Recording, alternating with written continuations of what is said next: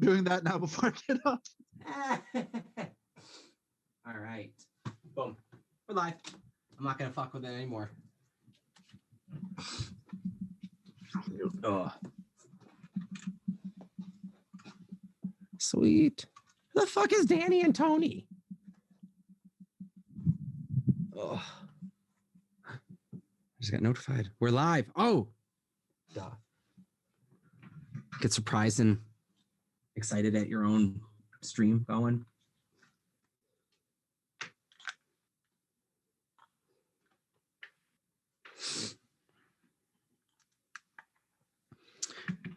Yo, Azoth, do you mind sending the format of how we're doing that? Stats, name, stat, AC. Like, yo, guys, hey, the format is this. All right. Do you mind sending that in the chat to everyone? Yep. Thank you. That's awesome. All right.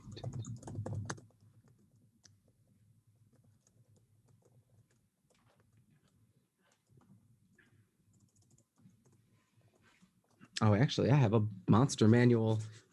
I went out and made some purchases. I'll grab myself an actual monster manual.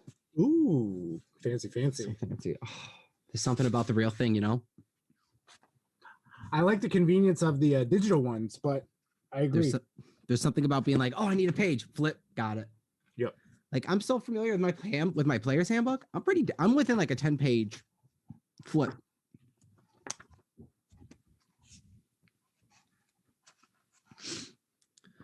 I almost killed a couple players this weekend already.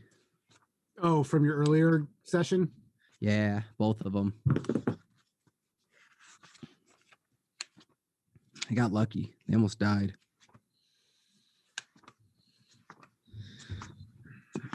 It's like alphabetical order, but then only sometimes. Oh, so they're under lycanthropes. That's why they're not under werewolves. Oh. Don't worry, that's not for you guys.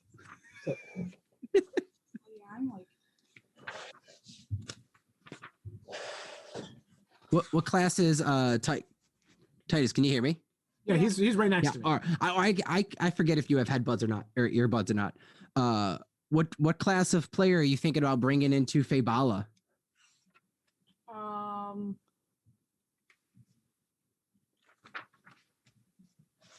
I don't know. All right, no, I didn't know.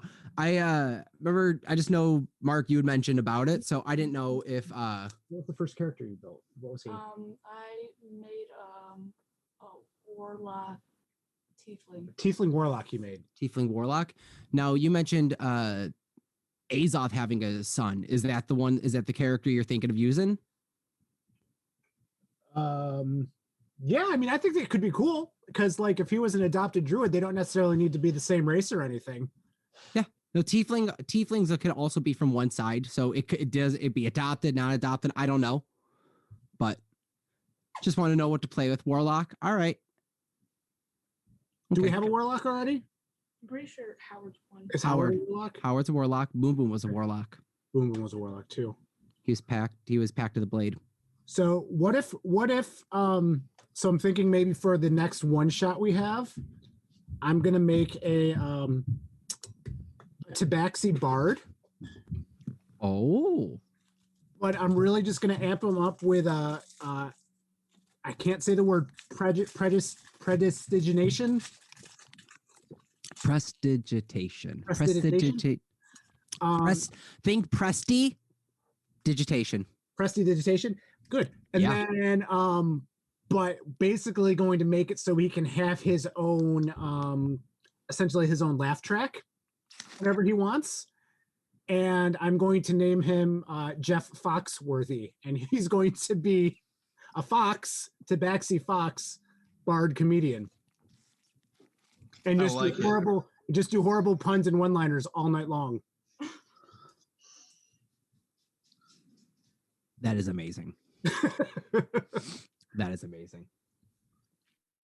You can be on screen. I don't think it matters at this point. No, yeah, you could be on screen if he wants to. It's fine. You're sitting here. Yeah. Join us.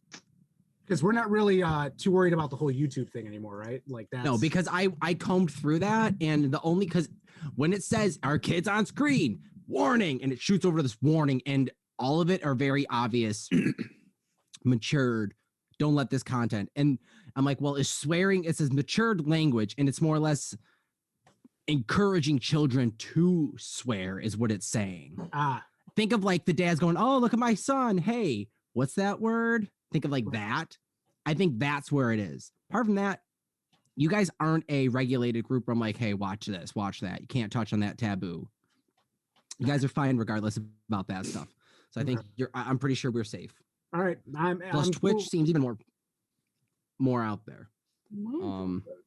Does Twitch have an age limit? Is it 13 for Twitch? I think it's 13. Yeah, I mean he's like 13 anyways, so no one knows. We don't say. What's a couple months? Yeah. Well, I mean, even if anything, I know there's kids out there with Twitches and YouTubes. So Yeah, it's 13. Okay. You know.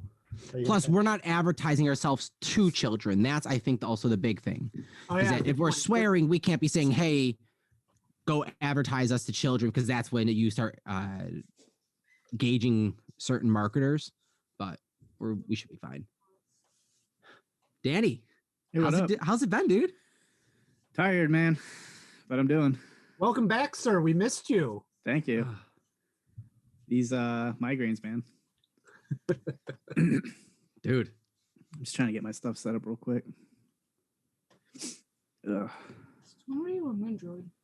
All right. oh crap, I didn't have a mouse plugged in. Shoot. Anything moon related? Also with my wild shape. All right. My wild shape. We are live on Twitch, by the way. Cool. Don't forget to record. Oh, why is my shit so slow?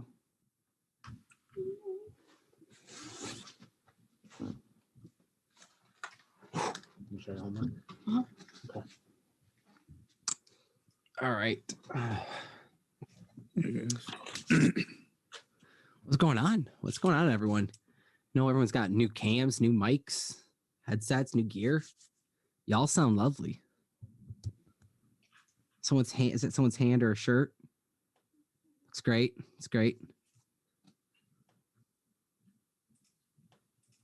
Oh, can't hear you, Tony. Hello? Yes. Got you now. Hey. Right, yeah, sorry, I was looking up my other monitor. Oh, you're good. You're good. All right. I don't need this notebook open. I'll tell you all. God damn it.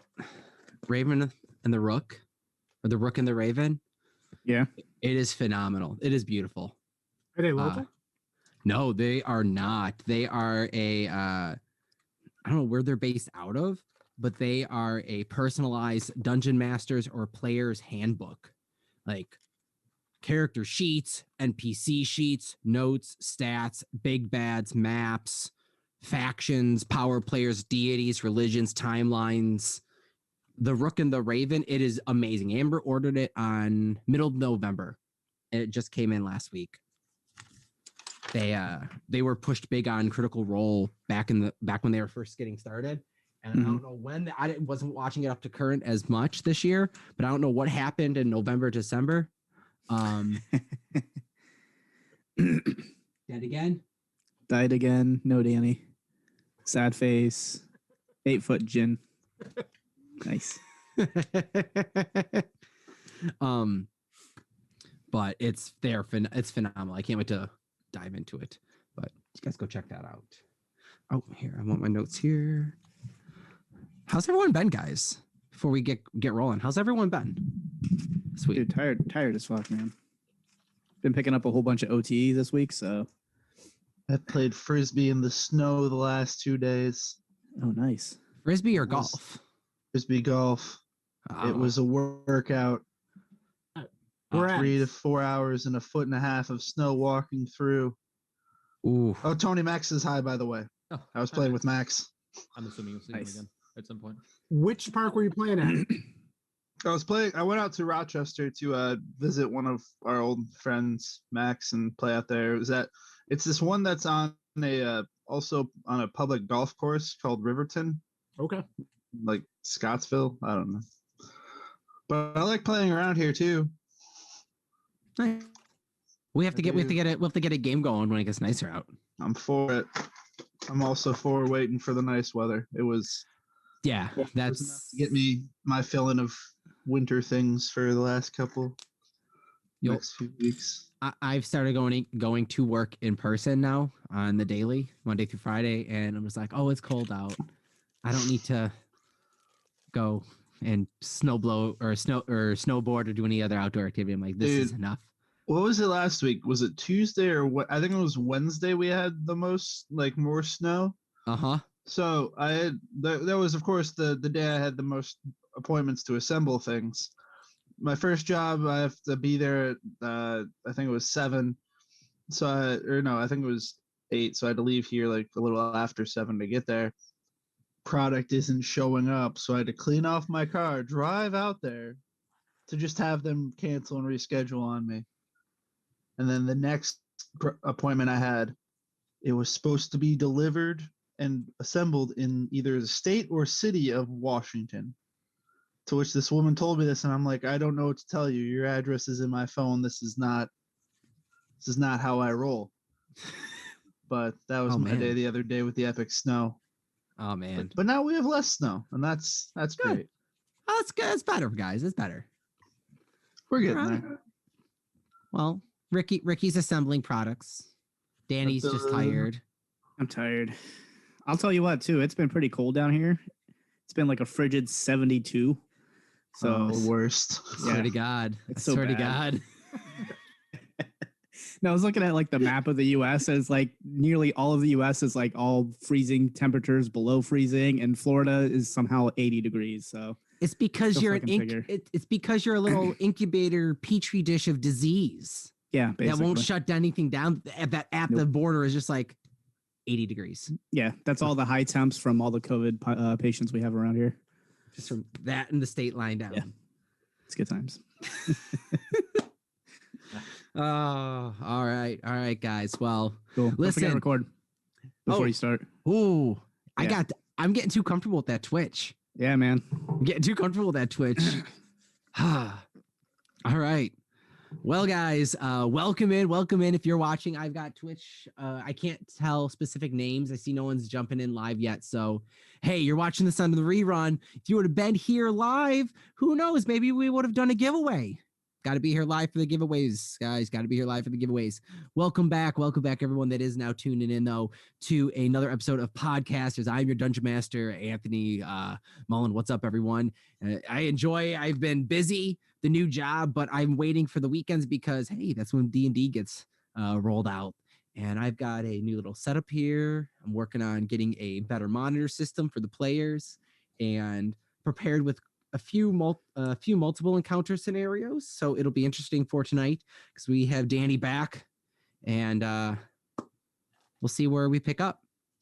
Because last week we left off with a steamy encounter with a red-skinned beast fiend wielding a giant long, huge battled great scimitar and covering with magical gems that, upon being defeated,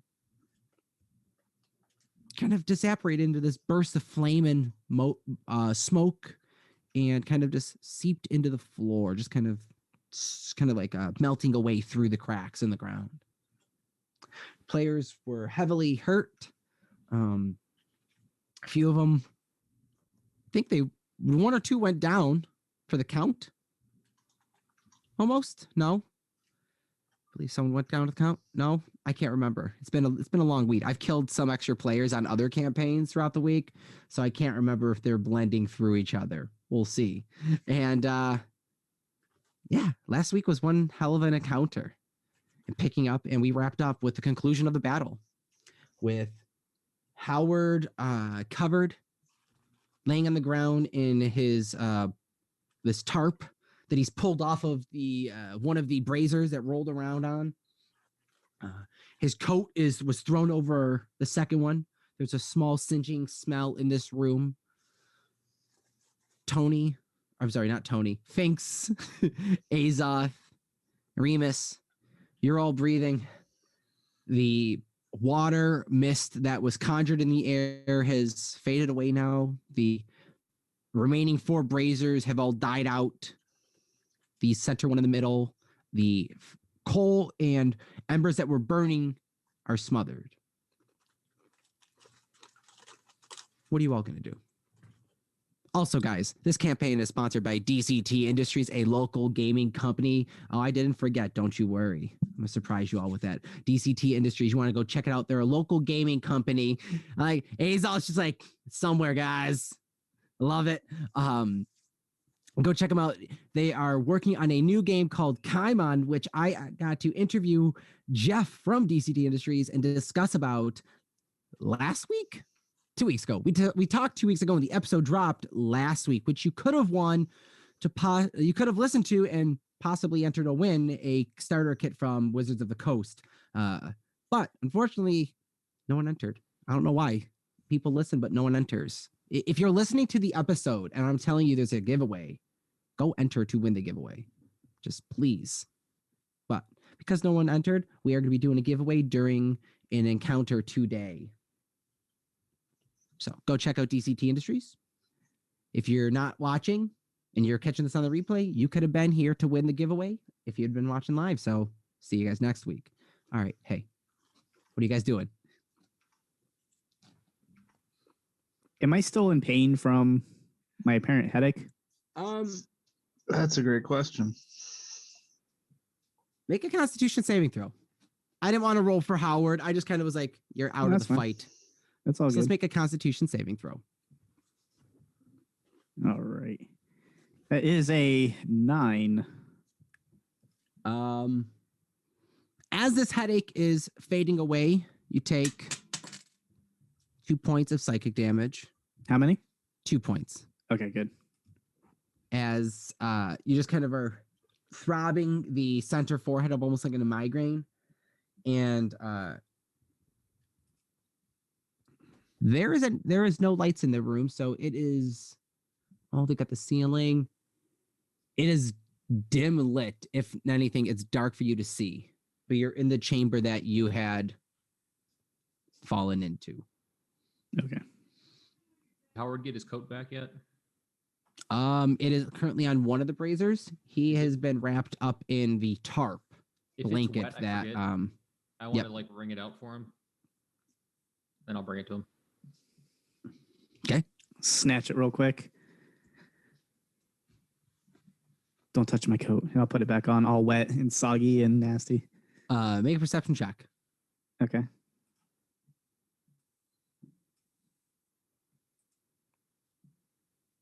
Ooh, 22.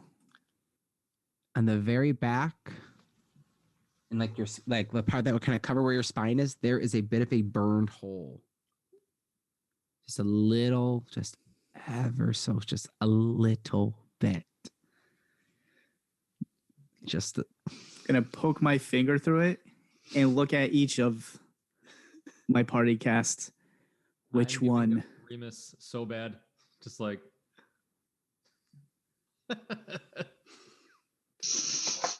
Oh, are you still in LK? oh my god, I forgot he's still an elk. He is still an elk. He's still Found an some elk. grass Um, down here to just eat. Oh, we'll have words after this. But first, let's get out of here. Well, Howard, I'm pretty sure Finks can fix it for you quickly, or at least semi-quickly. Can you? It'll have to wait till tomorrow, but I can fix it. That's fine. All right, I'll take my finger out, put it back on. Let's get out of here. There was a door, right? I think that big red man actually tore it off you. I don't remember. That's Make right. Make a deception check. Make an insight check. I think I fixed my rolls. Did you? Oh, I got a 7 for insight. Did it project it to you? It did. Yeah. My God. Nice. You know what? I honestly, as a DM, it's a little bit foggy. It may have been the red creature that had. No, I totally wandered believe over it. to you. I totally believe it. 100%. That damn. What was that? A genie? What was that? Don't know. It's a hell king. Too many kings. Make a history check with disadvantage as you're trying to think, scrambling through thought what that could have been. How dare that be something that? How dare it? Natural 20.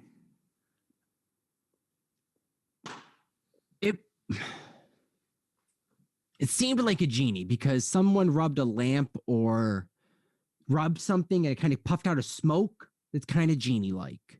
Okay. But you weren't really there for the fight, so you don't know exactly what it was. But it's kind of like That's fine. No, Yeah. I just remember him popping up before Yeah. So migraines. it's kind of like a genie.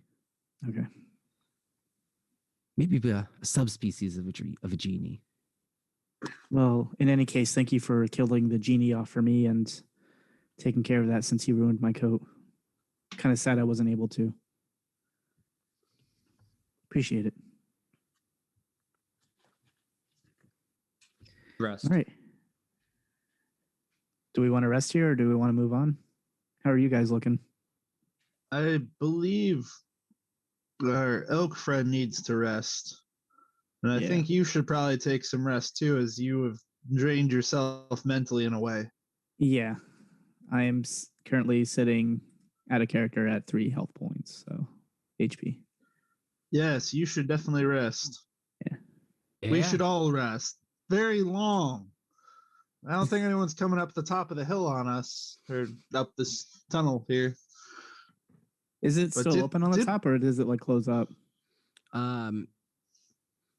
You can only see you could see this square popped up 200 feet or so above you. Mhm. It is lit. You don't see any figures. You can still see up it. It's far up. It's smaller. Just this chute. Just see a Alright. bead of light coming from it. I do remember something actually. If you guys don't mind, I want to try something real quick. I'm going to aim up and I'm going to fire an Eldritch Blast up the shaft, and I want to see how far it goes up before the anti-magic cuts it out. It's got a range of 120 feet, so. The minute it begins to pass, it just stops. Or the minute it begins to pass into where the chute is, it just stops. Oh, okay, so the entire thing. All right. Cool. Cool. All right, yeah, let's rest here. I'm kind of tired. I guess we'll take watches staring at this door. Sure. I'm gonna go to the driest corner of the room. Make a nature check. 10.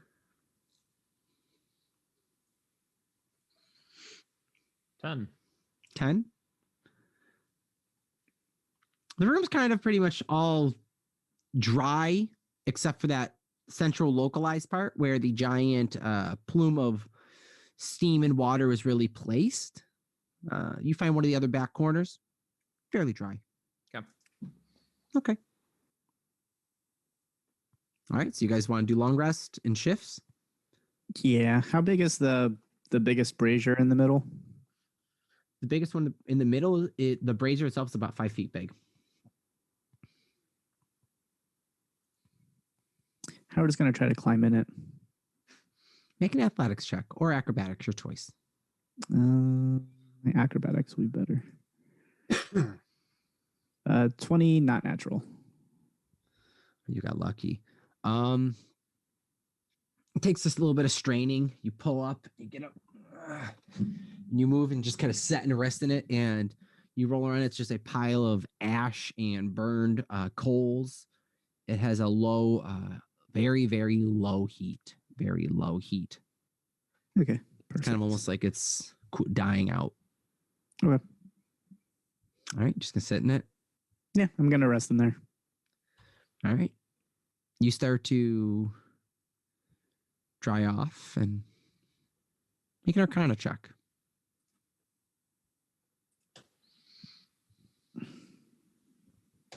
25. There appears to be something magical about the brazier, but not the actual coals and the contents that you're resting on itself. I will make a mental note of that, and I will go to sleep. Okay. You go to sleep. You guys do long rest. Cool. who wants to do the shifts and when and where and all that? I'm still wild ship, so I'll take the first watch, I guess. And How you guys are you guys commuting this to the giant elk and be like, hey, so we're gonna rest and you just one stomp for first, second for rest, or what do you guys how are you guys doing this? Well, I figured we were all talking in a huddle. All right. Yeah. We know it's Azoth, so it's not really an issue. Though I'm not sure how he'd communicate he wants to watch first. I'll just sit and stare at the door. Okay. Seeing this, Azoth, is this you doing watch, or I don't know if this. Okay, all right. I'm going to rest for a little bit, and then I'll come wake you up.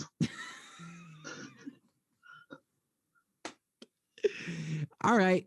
First watch. Roll a d20 for me.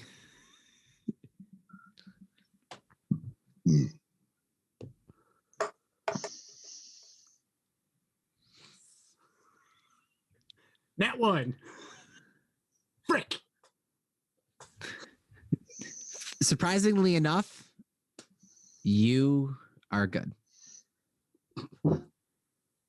It is a quiet part for your watch. Second watch, Remus wakes you up halfway through the night, or about, I think at this point, few hours in. At this point, it's like midday because you guys woke up and fell in this, fought that genie, and now you're taking a long rest. So, no, It's always hard to know where you are in a tunnel. it is true. What is my role? Just roll the d20. You're up. I'm sleeping. As everyone else is just doing hardcore downtime.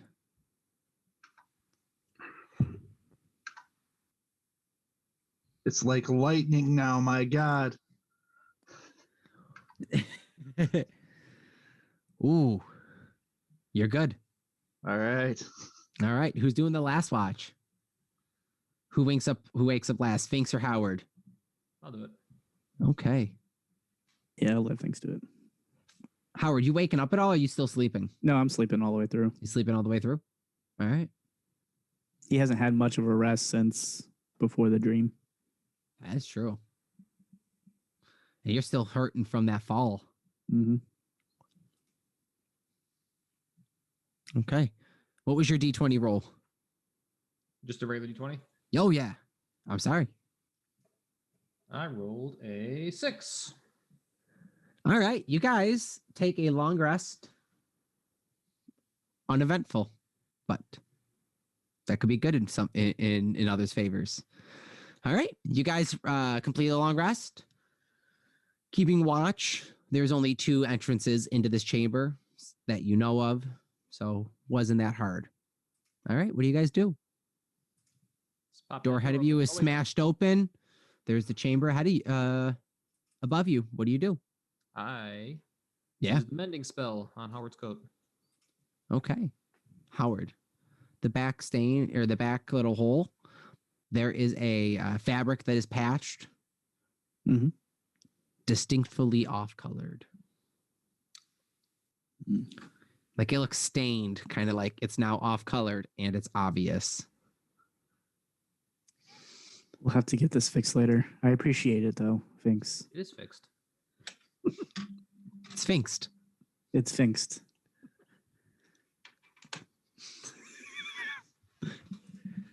True mending. That's going to be a spell that Finks gets, I feel. Mending. True mending. True mending. Yeah. Okay.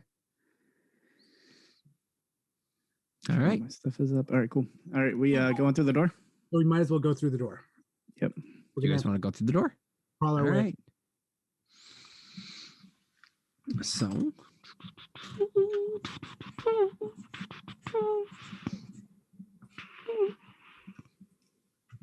Is it safe to assume you've changed back now?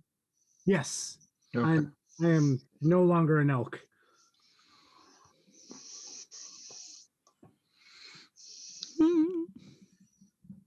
Would you like to lead the way still? Yeah, I can send us through. We'll see how we do. Do we see any weird like markings or languages around the door? We Yeah. saw stuff on like the genie and the braziers, or the Nefertiti and the braziers. How lit up is it? Well, we need like a torch. It is extremely dark down here. There is no source of light. So I if have someone, my hooded lantern still. how long does the lantern stay? Or do you cast a spell through it? I can't remember. Is it light, or do you actually have like light the lantern? No, I have to actually light the lantern. All right. Is it oil? Does it say what is it? Is it like a torch light? What is it? Candle? I think it's like a hooded torch, basically. Let me see. Hold on. That's something you'll probably want to end up getting quantities from if you're going to go the whole torch route. Yeah. I'm going to let. Well, how does dark vision help at all with this, or? It burns on oil for up to 6 hours on a flat for 1 pint of oil. I can always do control flames on it too to expand how I can double how bright it is. So however much it gives off, we can double that for an hour. It's 30-foot radius, and dim light for an additional 30 feet. So up to 60 feet, it's dim light. So 60 feet normal, and then 120 dim. Yeah, with yours. Yeah, so I can throw that on there. Okay.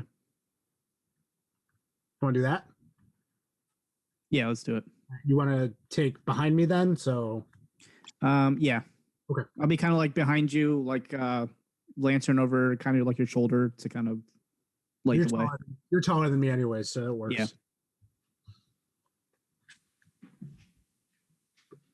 All right. So you go down, you look out this tunnel. Give me 1 second. Okay.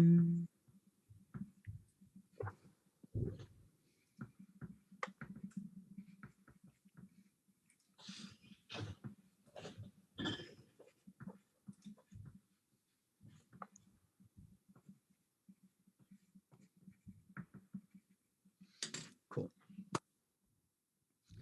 You look down the torch tunnel. You look down.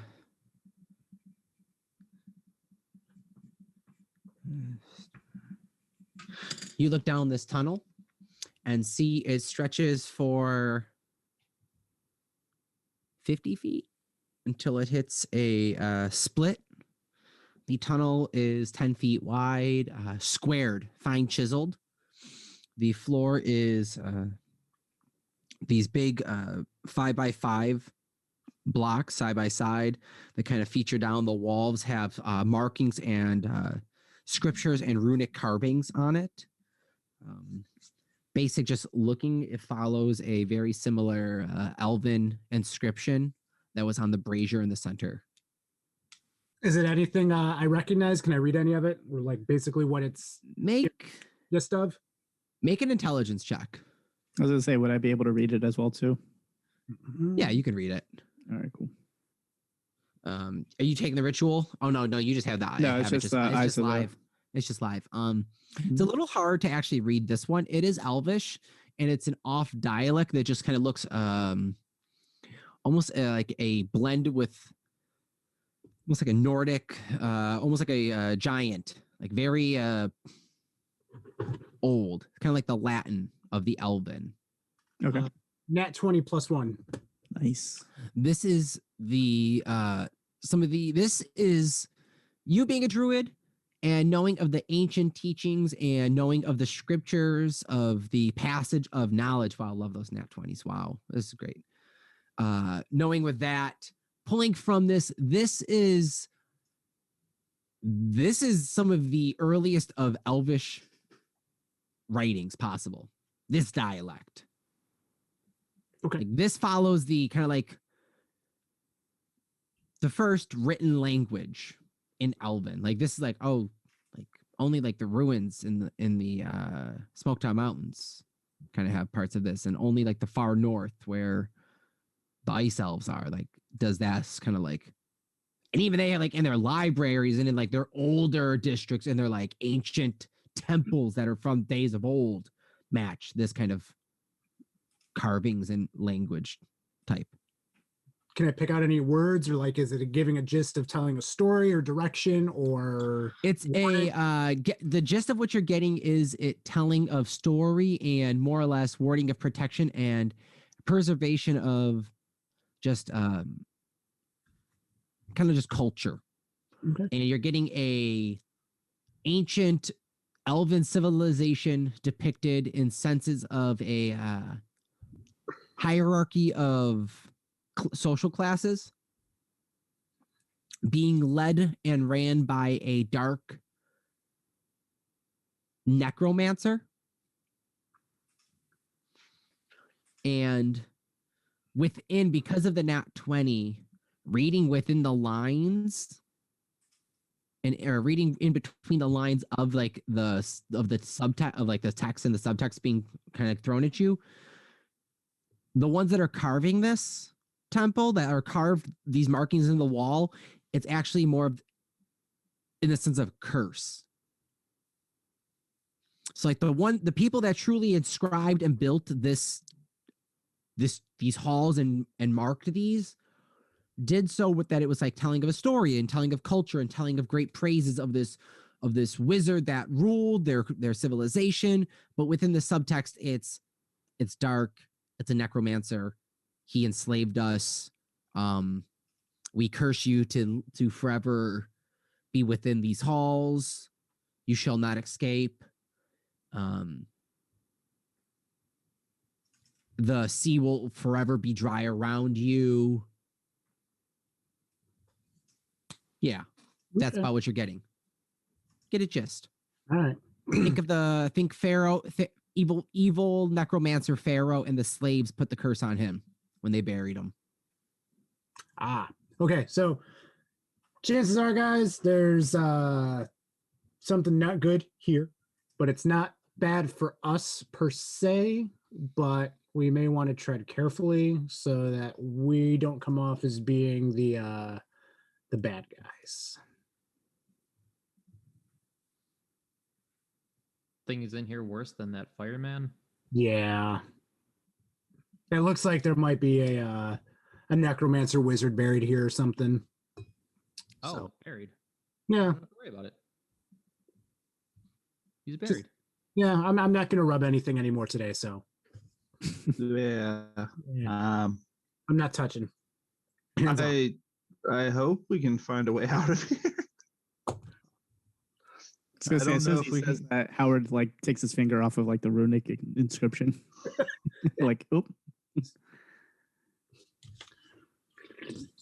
I was gonna say, by the way, too, like real quick, before we headed through the doors, I would have rolled up the fabric cloth, whatever it was. Mhm. And I would have been carrying that with me as well, too. It's like is it a blanket? What did you have as a fabric cloth when you guys fell down the chute, Ricky and Tony? Was it a blanket or was it a bed sheet? What is it? Was that a tarp? It was like a tarp / my coat, like a large coat. Like a big, large. So wait, is it a coat or is it a tarp? I said a coat, but you said tarp a bunch, so we just went with tarp. Maybe it's like a hooded cloak type of a thing. So it's kind of like It's like an overcoat, shawl, like a shawl. my Gotcha. winter. Yeah, Oh, so okay. it's my a winter larger. wears. All right, never mind then. Scrap that. I would have handed it back to Remus, knowing that it's his. Thank you. Yes. My bad on that. You did still see you're the. good. Well, you still did it, and I will say, surprisingly enough, it's still on there. At least you can see it. No one else seems to be noticing it. Do you guys not notice that? Notice what? Does that point to his coat? It's like in the middle, right? On the back? Like right on the kind of bullseye, kind of like where yours was burned and singed, just kind of on the very back of on the outside back of his though. There. What is it? It's a symbol. You guys don't see that symbol? And you guys know? No, they don't. You don't see anything that Howard is pointing at as he draws you a symbol to be like. I'm assuming that's what you're doing. Yeah, I was like, don't mind the other stuff I was using. Oh, it kind of looks like that. No. Unless Okay. it's the brand of the person who made the coat. I've never seen that before. It's Okay. It's definitely not the brand or maker, but I would probably keep an eye out. Anyway, nothing to worry about. Let's go. Did you say there was a split as we're going down the hallway? It splits. so yeah, it goes 50 feet down and then it hits a T and it splits left and right. All right, guys, we got to pick left or right. How we feeling? Left. What's the? Are you guys? Are you Okay. guys traveling? Are just you saying. trying to be stealthy? Trying to not be stealthy? Walking around? Open party? What's the ideas? I assume we're kind of going like single file-ish or 2x2, depending on how wide the hallway is. 10 feet wide hallway. You could technically go in a line. That's why I don't know. No, I know that's why we're talking it out. Yeah, we can go kind of like 2, but like at an angle, maybe. I don't know. Diamond? Like Yeah, like like a diamond or a zigzag or whatever. Okay. I'd try and be up near Azoth, helping him try and at least be aware of if there's anything weird coming out of the floor or anything. Okay. Okay. All right. You walk up. Probably be on the other shoulder then holding the lantern.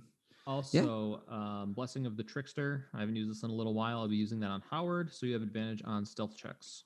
Awesome. Thank you. Yeah. Okay. You walk up. You go up to this T and it goes left and right.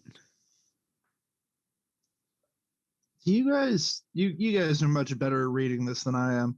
Do you see anything on the wall here, like directions or like a sign? I look at Azoth and Howard because I know they're the best readers here. Is there anything for us Anything to? direction wise? Make investigation checks separately. The two of you, just Azoth and Howard. 4. All right. Okay. 6. You could see. Thanks is rolling. Also 6. Nope. You said so. I want to do a different investigation check. Yeah. I what are want you to looking see for? which direction looks like it's worn in more, like more traffic has gone to, or if there's like a giant layer of dust in one direction and the other one has like nothing. Okay. I can let you that.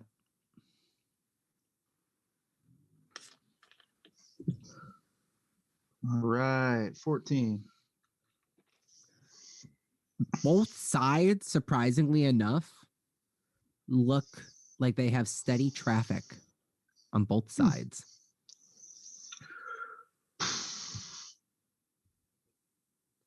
All right.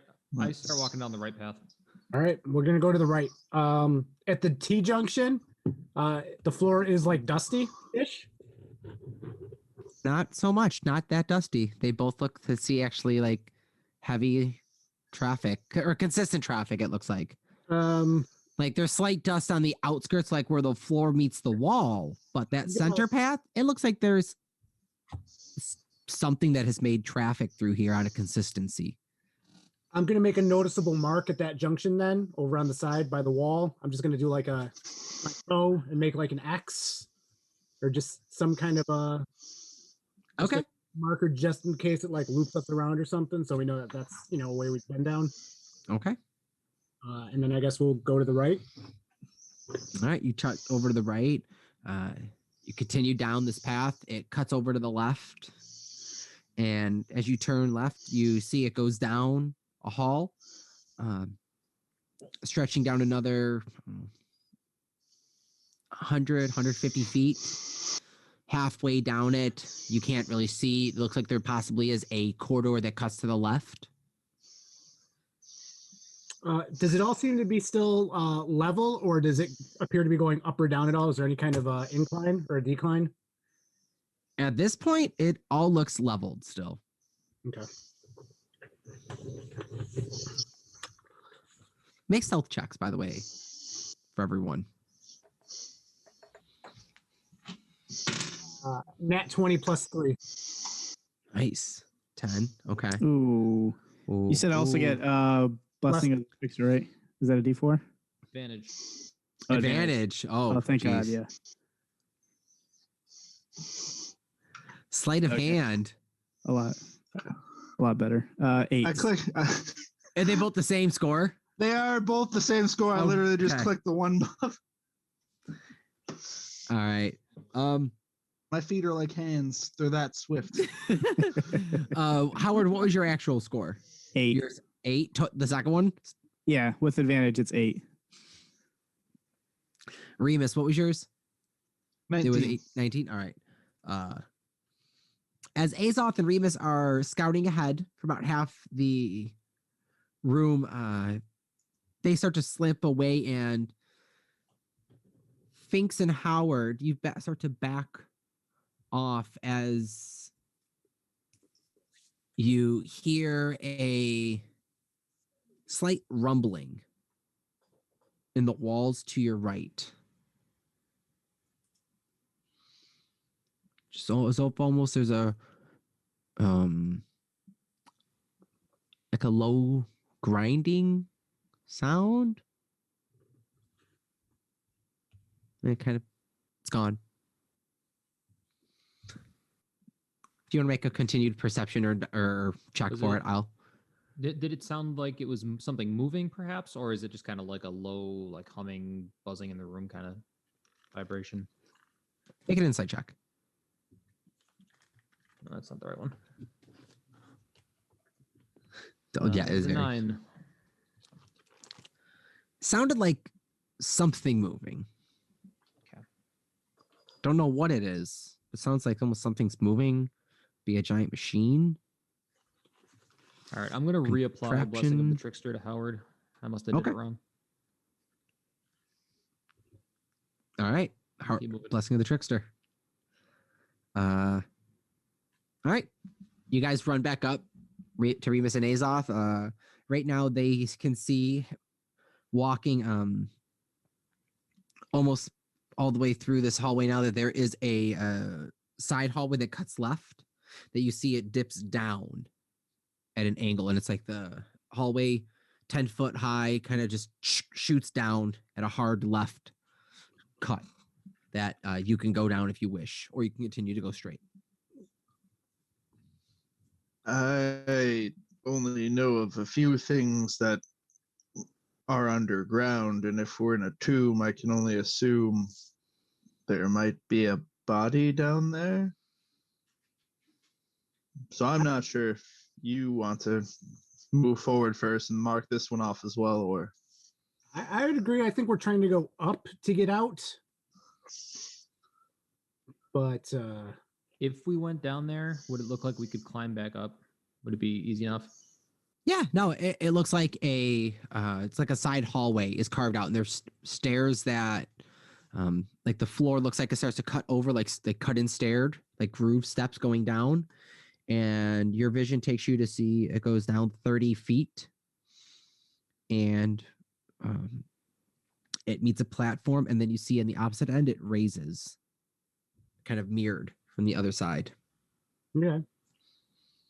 If that, I mean, it's not like a chute that we're going to slide down and we can't climb back up. We can follow the steps down and then Make an investigation check if you're looking for it to be a chute. What? Oh man, what was that from? Is there? I don't know where it's from. It sounds like a perfect thing to have as a trap. With the 7, you have no idea. They look like stairs. Does it look like there's the traffic kind of going through the stairs as well too? Like it follows through where we're going now? Make an investigation check as you're looking around. Mm-hmm. Unless you're trying to do a quick check and you're just doing a glance. Nope, for looking perception. around. 14.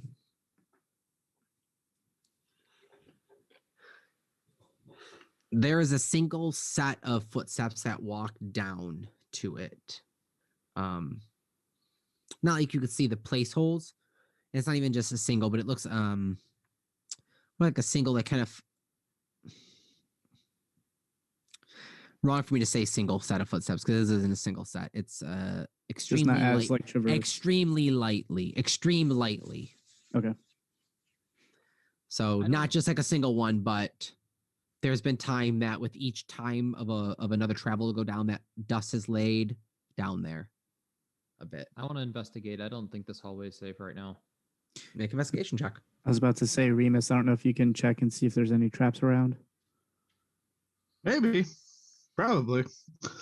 I pull out my flame tongue dagger and activate it for better light. Teen to investigate. Light up the flame. Make investigation check with advantage. Check for traps. Me or Tony? 16. Oh. Oh, well, 16.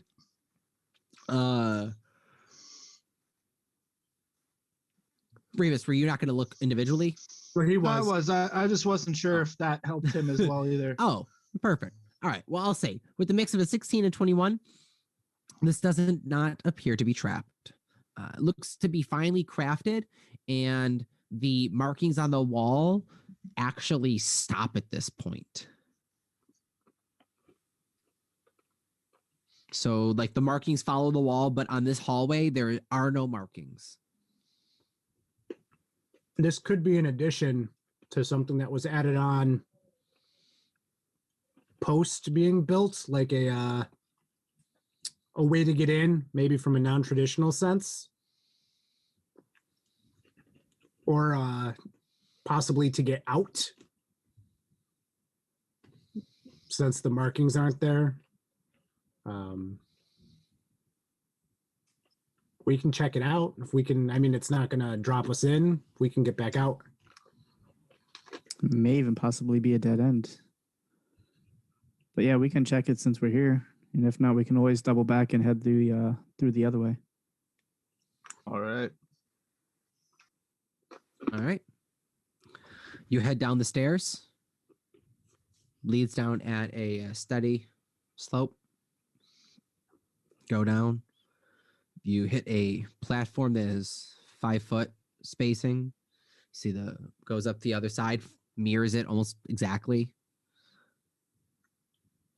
Anything unique about the platform? No, Like anything? what?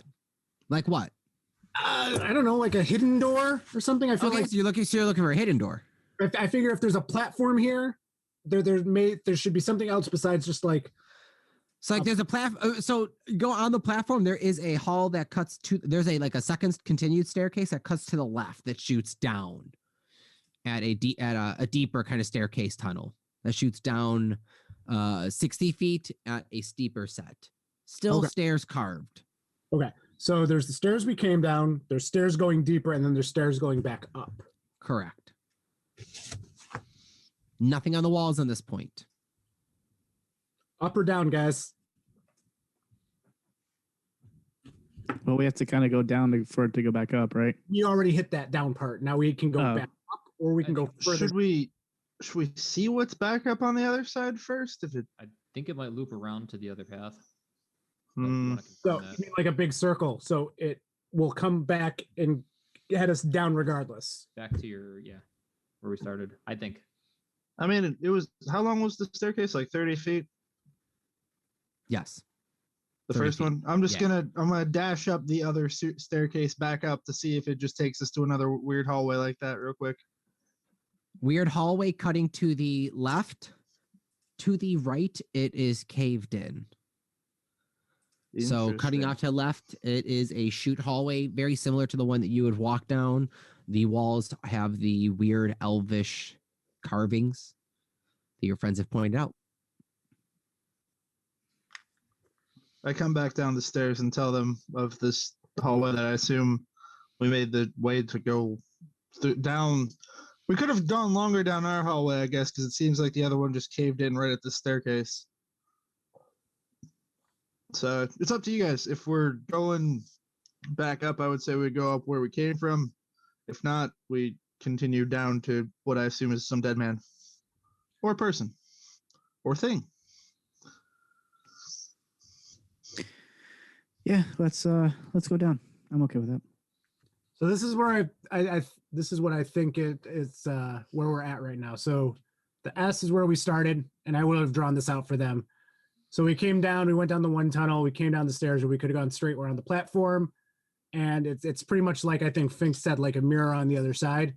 So I think we can go back up the stairs we came down and go down the long hallway that's blocked off on the other side, like Remus said, or we can go down further. Yes. Down further? I think that's the. We just want to go home. Okay. Well, let's go down. Yeah, I just wanted to go shopping and get some things. I wasn't even supposed to be here today, guys. I wasn't even. Yeah. We'll get you to your store, Howard. We'll get a coat fix too. Sweet. All right. So you guys head over and go down to the following set of stairs that descend down into the darker sense. Finks, make a religion check for me.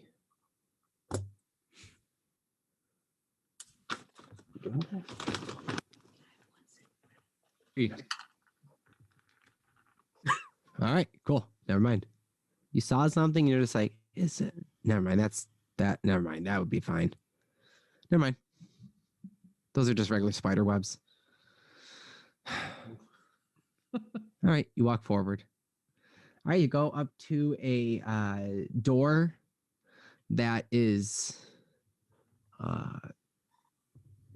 blocking a hallway. So you go down these stairs 60 feet. As you get each step, it is progresses darker and darker. You even with dark vision, it is now at the bottom of these 60 at these stairs.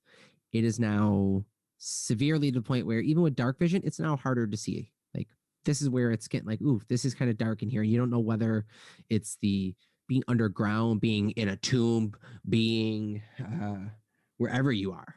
There's something weird, a little bit darker about this.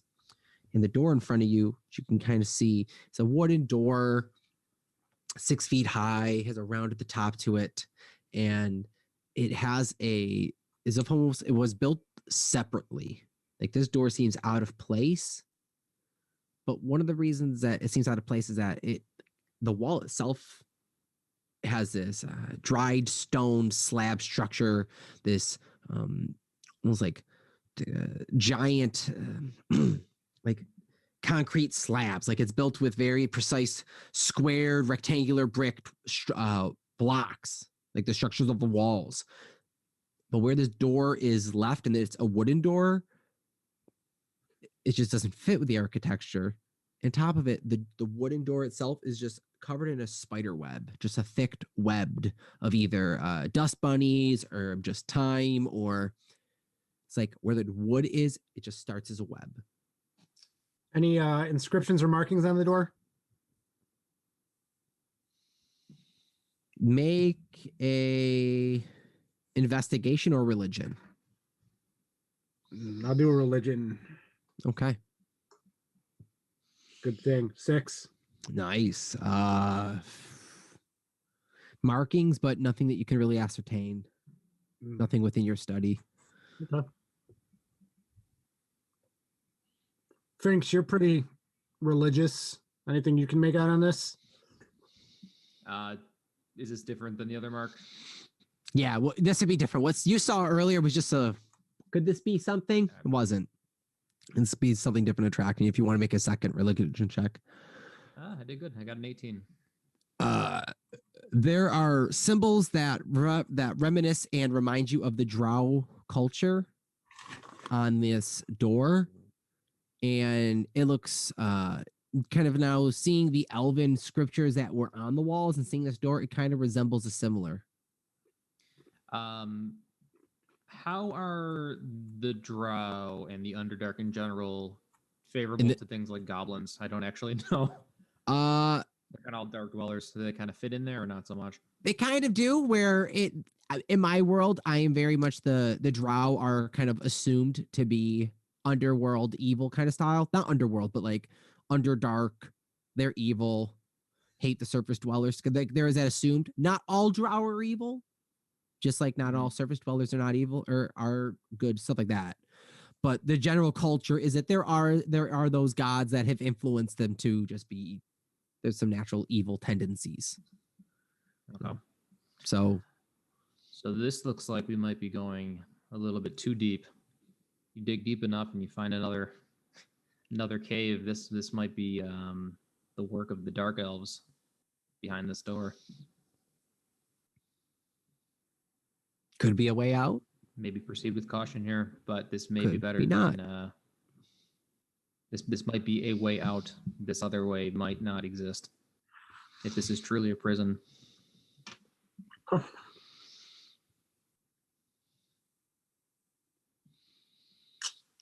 do you guys want to do? There's spider webs, like actual spider Yeah, like the door is covered in like cobwebs of just it's old and it's just like the wood itself though is just caked in webbing. Just Can I try and like clean it off? brush and clean it off. And as you clean it off, it's very thick, very, very thick. And as you do, it's just like sweeping, kind of almost like brushing snow off. It's just cakey whiteness just pushing off. And you see this door that is old and stained and it looks rotted and old and almost like petrified. Can I use my flame tongue dagger to burn up the cobwebs? Yeah. Start to kind of graze them over it. Start to melt away, burn away a little bit.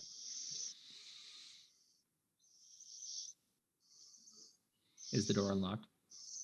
You want to try and open the door? There is a latch to the side. Open the door. It opens. What's inside? There is a small 20 by 20 room. And at the back center of it, across the door, it looks to be a statue of many hands. It looks like kind of just almost kind of the one god, the one. I think is it the one Hindu god of multiple that has a bunch of the hands kind of all around itself, kind of like that. Vishnu. Is it Vishnu? I think so. Vishnu, I think so. Of that.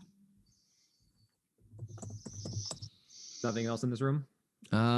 Just from opening the doors, kind of looking in at that point, it's darker in here. You probably would have to go in and make further looks if you want to go in and look and investigate Glad to further. do that. Yes, I will go inside. All right, you go in, make an investigation check. You make perception as you do a quick look around. Oh, nat 20. Gonna say, Finks, check and see if there's any way out through here. If not, we might have to backtrack a little bit. Okay. There is no way out, you see, but you see the figure itself, the hands. One of them has a dagger that looks to be made of like this blackened onyxy steel, and its eyes are made of these gems. But multiple hands have multiple kind of daggers and weapons, and there's a sword or two. And as you're kind of in there now looking, the multiple hands are actually spidered, like spider legs that are breaking off of this back of this woman that is a statue. It looks like. They're not Wait, they're moving. breaking off now? Yeah. They're not moving. You No. Kind of like the spider, like the spider That's legs the are. positioning. Yeah, like they're kind of all like kind of like snap, like all around them. Like. Can I but do they're that? not moving. Yeah, no, not moving. Statue of a female body. One of the spider hands you see has a black like steeled or black onyx. You can't tell exactly if it's metal or like a precious stone dagger. The other weapons all look to be made of like this concrete of like part of the statue though. Okay. But the hands themselves that are grappling them are not like female hands. They're actually long, like spidered legs that are kind of breaking out of this female body's back. Thanks. Like Well, you're Doc Ock the- style. Yep. I don't like it. Detect magic with the ritual on the statue and the dagger. Finks, you know about the underground, right? Enough to know that's where the most delicious mushrooms grow. Yes. Have you heard of any Spider Woman? Have I heard of a spider woman? I don't know. We see Make Spider a Woman. religion. Make a religion or a nature check. I was gonna say, would Howard have known too? 11. Make a religion check. And there's it's just a room, right? There's no other doors or anything branching off of this. Just a standard room. I am not going in the tiny room, by the way.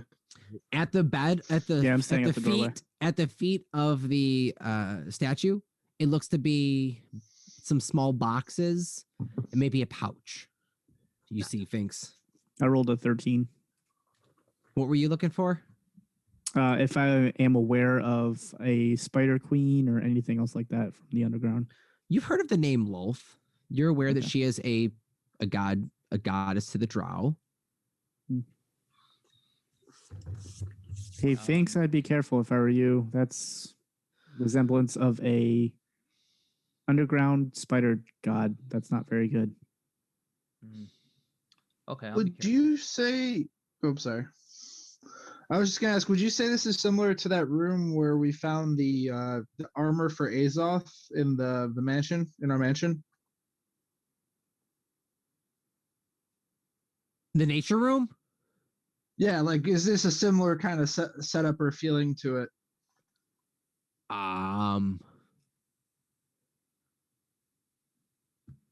Just 'cause you said there Similar. were like there's like pouches and stuff. So is it more of a like an offering kind of vibe or like? Yeah, it's more of like an offering type of vibe. Yeah. More of Okay. like someone comes here to kind of like give worship to. So this statue Yeah. looks like statuesque is like an idol, and something would come here and lay like a gift to them. Yeah, that. I mean that was at least the impression I got from the nature room. Mhm. So okay.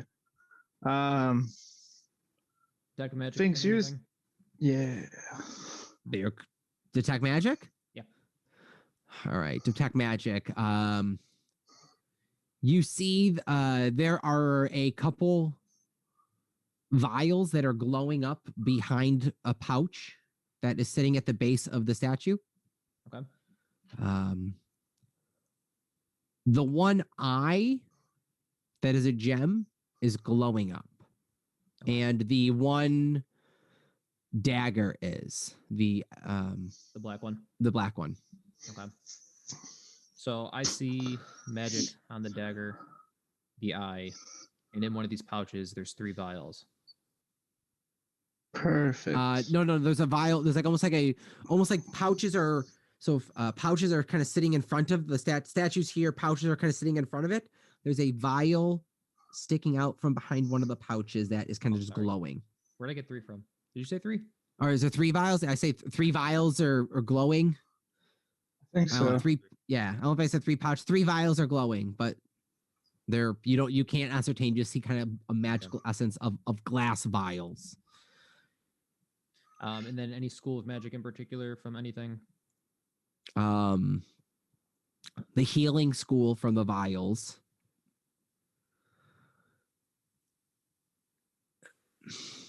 Nothing specific is boosting off of the eye or the dagger. Just that they're magical. Can I cover the face of the statue with I don't know what I even have, my backpack? Yeah. And can I attempt to take the dagger after that? Oh. Okay. What are you covering up the statue with? Just like put my backpack over its head. Oh yeah. Just Cover so it the up. Eyes can't see me. Of course. All right. So you covered the bag up. You guys watch him just crawl up this statue. It is roughly 7-8 feet high. You're gonna just crawl up this thing and do it. It's like a statue, like this humanoid looking like. Big, but I am going. Yeah. All right. Yeah. Sorry. Sizing. This is like a humanoid, if not larger statue. This is like idolistic. Thinks that would have helped you get the backpack over its head at least. No, that's okay. You stay safe. Okay. All right. So you're just gonna walk up and just gonna go for the dagger. Hmm? All right. You grab it. The minute you do, you hear. Let's play a game and see if you deserve the claim. Do we all hear that or just Fangs? Nope, he hears it. The dagger Okay. is now attuned to you. Here, You Fangs, do you have a dagger. Do you want to replace this old siphon dagger in there? That way, the statue thinks it still has a dagger. Yeah, I was gonna do that. So toss that Okay. up then, if you don't want that one. I was gonna All right, yeah, replace it with here. regular dagger, Yep. There you go. but the magic might be better. This dagger, it's now attuned to you. It's locked. Okay. Do I know that the dagger was what was talking to me? Yeah, it's very clear. I'd say this one.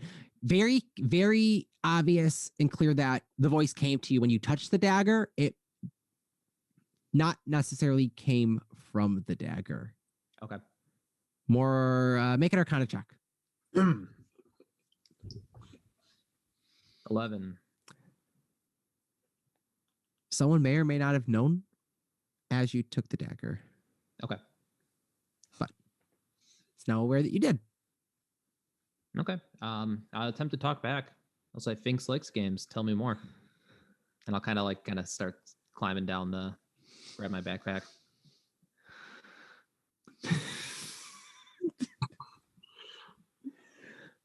Oh, it's a fun one indeed. You hear, and that's it. You'll right. see more of me soon enough.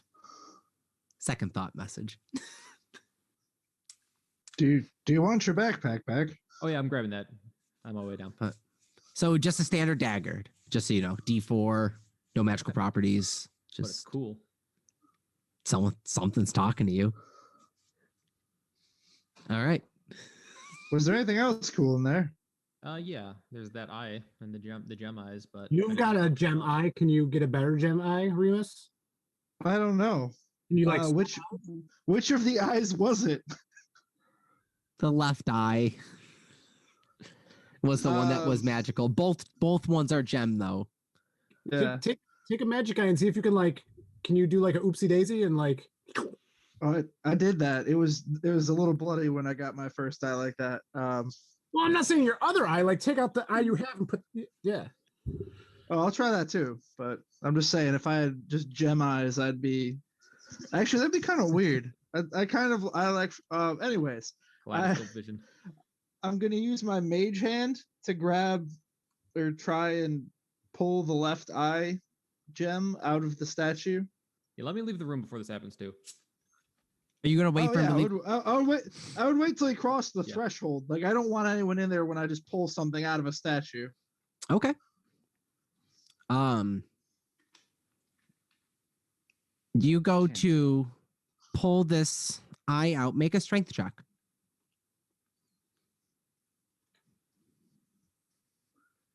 Mage hand, don't fail me now. Oh, you failed me. Nah. I'm gonna add my side die. Die and then go up one. Oh.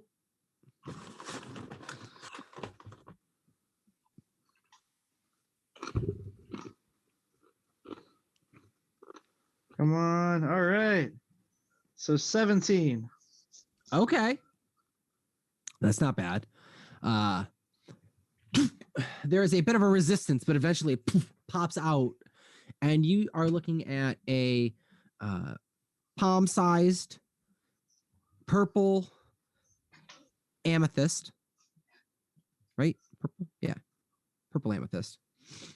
And the other side of it looks to have a metal, kind of almost a 1-inch little like flat metal disc kind of attached to it.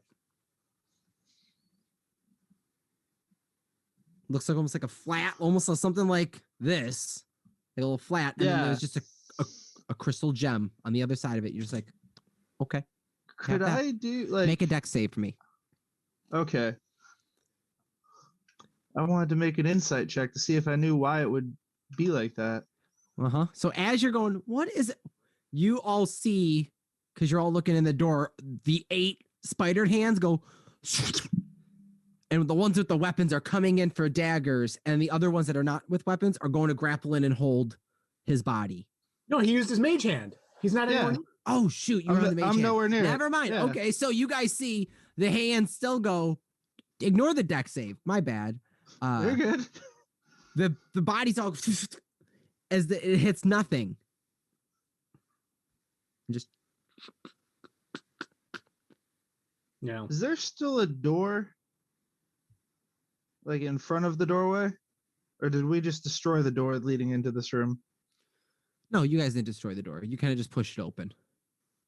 Does anyone want anything from this room? Can you grab that pouch for me? And the vials are there. I'll see what's in the pouch. Can you use your hand to pick that up, or can I use my thorn whip? Finks, which pouch is it? I pointed out. Can I use my mage hand to get it? Yeah, you can grab it. You grab the pouch. The pouch isn't magical. There is a vial behind the pouch. Yeah. Oh, is There's three separate vials. Nice Oh, pouch. Okay. You can't tell the color because of dark vision. is there anything in the pouch? Maybe if you want to go in and pick up the pouches, you can check. Well, he was grabbing it for me. If he's grabbing it physically, the pouches, there is something that moves, but there's a vials. There's three separate vials that are sitting behind the pouches. All right, tell you what, Remus, can you? So what are you guys grabbing? Remus, can you grab the vials and I'll use my thorn whip to like whip the pouch and pull it towards me? And Sure. You just see a very dainty mage hand slowly lifting each vial and making its own trip because it doesn't want to break them.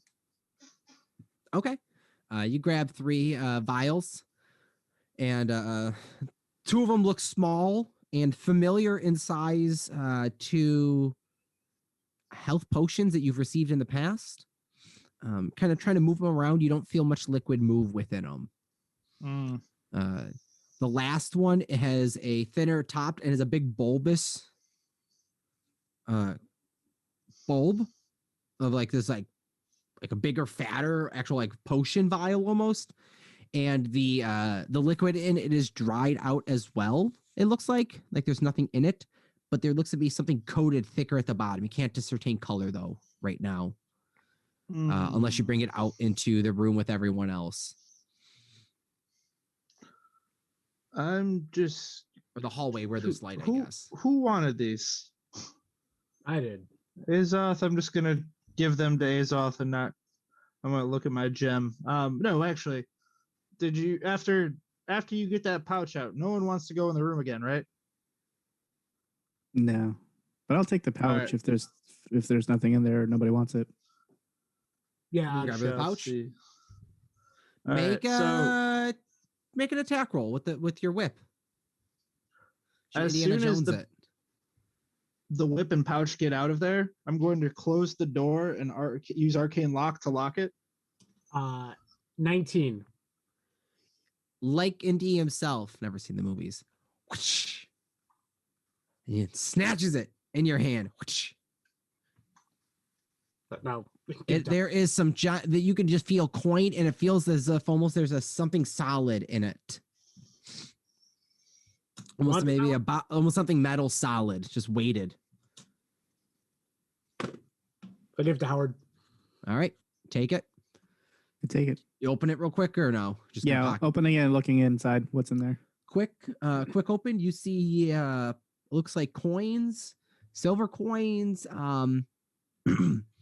And it looks to be a small statuette of something with tentacles or arms or legs. You can't really tell just due to lighting. If you're going to pull it out and expect it more, it's different. I'll reach out and pull out the statue. Reach and you pull it out. You actually see a statuette of a spider. It's a drider.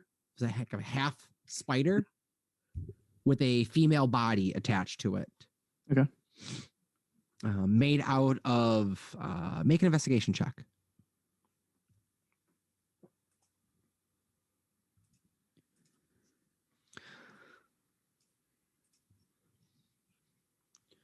Ooh, your own digital or your own real dice? No, digital. It's 17. Appears to be either polished silver, but it looks almost a little bit more finer than silver. More quality. Like platinum? Possibly platinum. Sweet.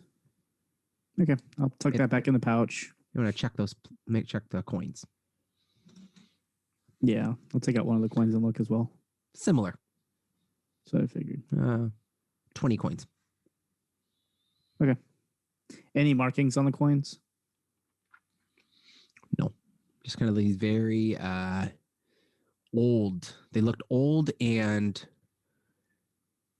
kind of almost hand pressed.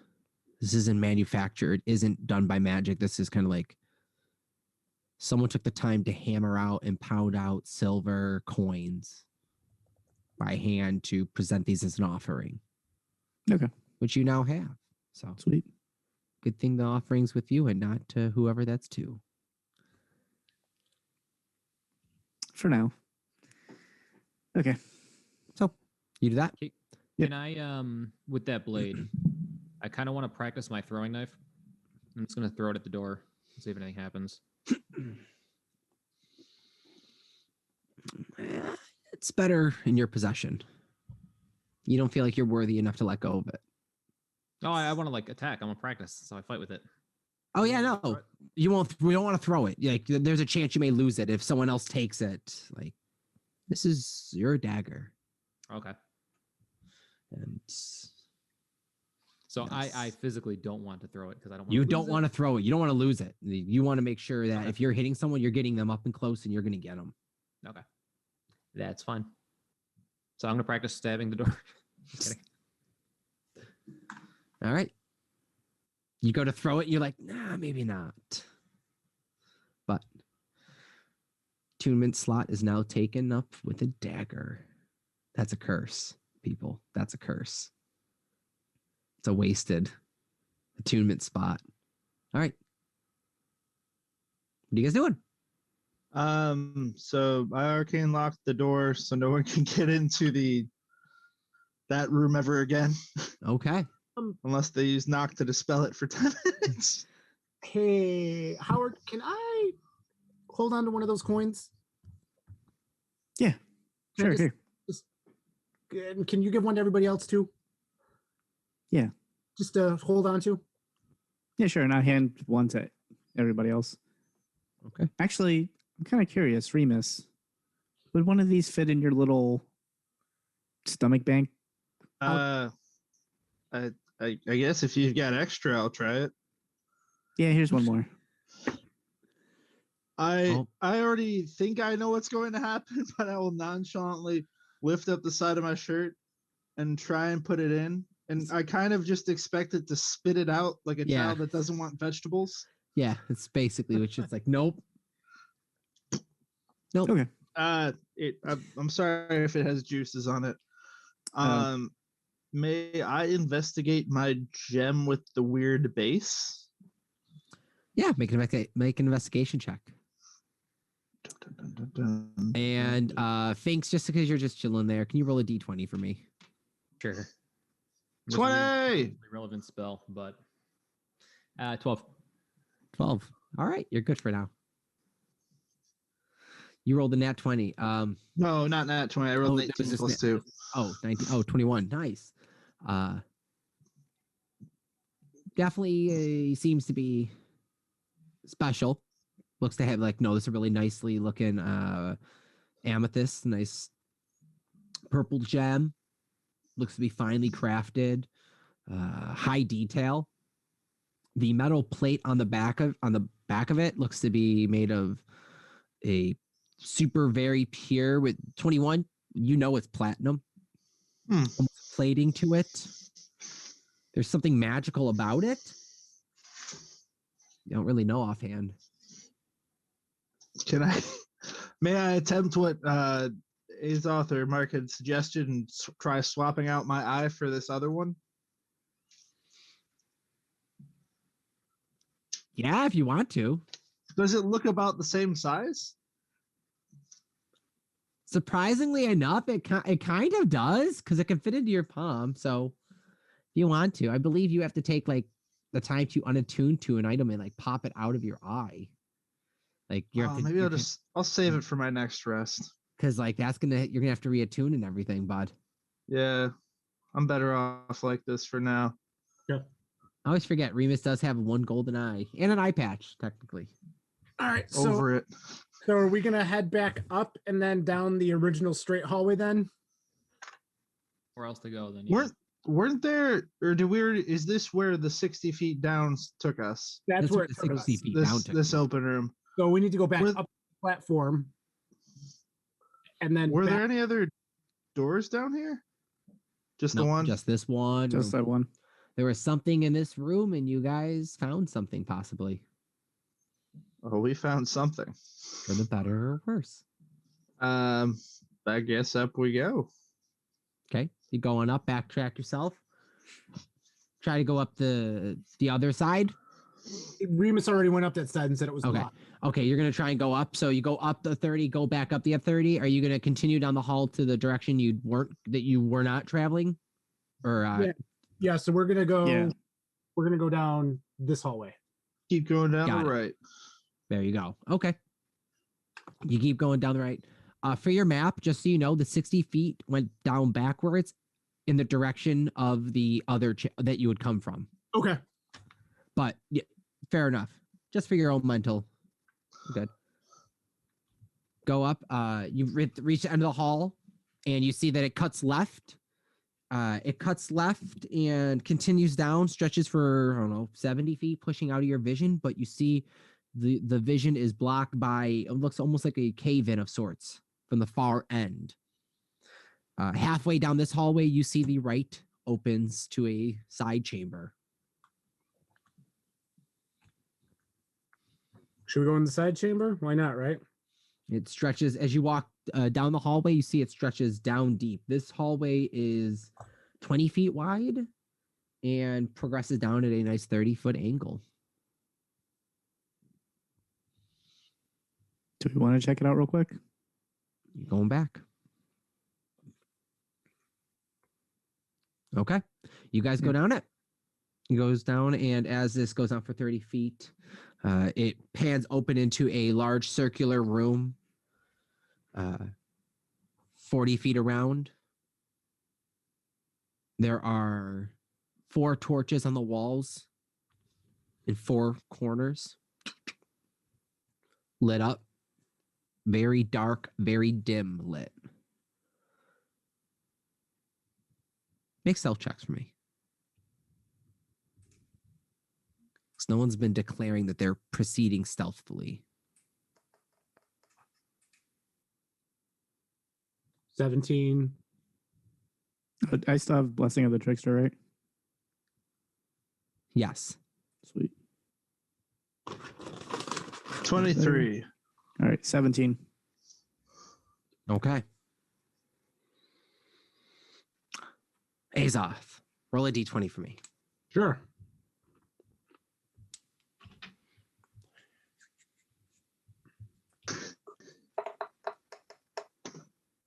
Seven. You all hear a low rumbling noise Same as coming before? from below you. Yes. Is the floor still stone or is it Floor is stone, but it feels like below the stone as you could see the circled room above you. You feel a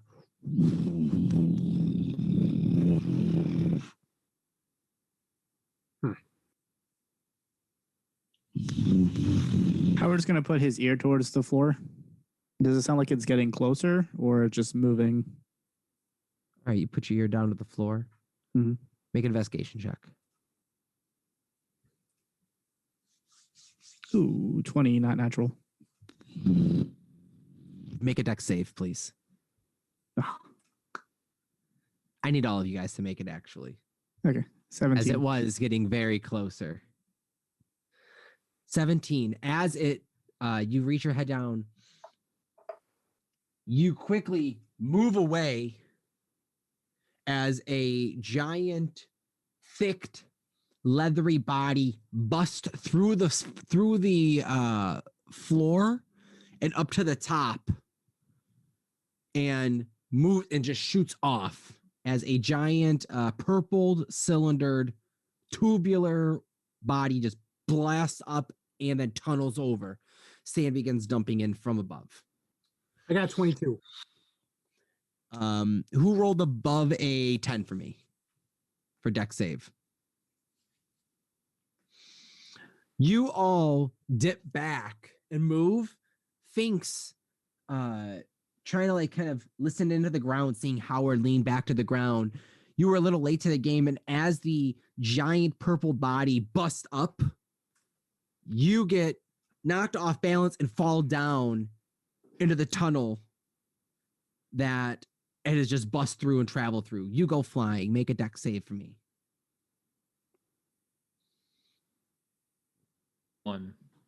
21. Quickly falling to your feet and kind of hitting parts of the ground where you are and pushing yourself. You fall through this solid earth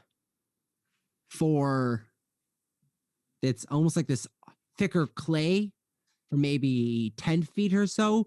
And then you hit in an opened chamber on the ground that it looks like the ceiling had been busted over as this creature must have moved through the sand and upward at an off angle.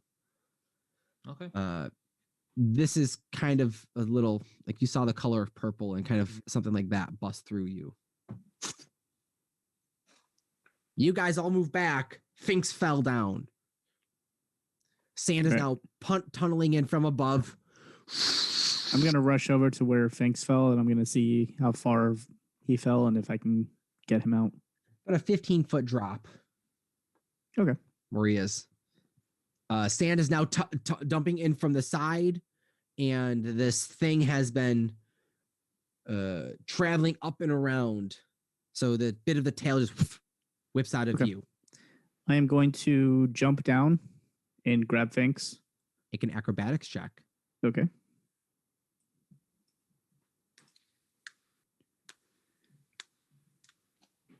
That is a 15. A 15. All right, cool.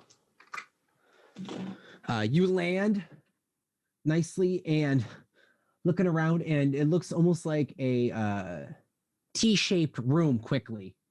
And you see Finks is next to you. Let's say you're right here. Mm-hmm. Give me 1 second.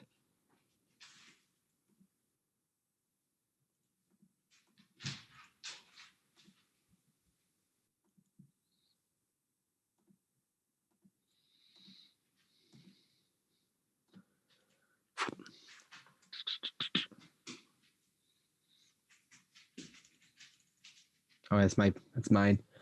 There we go.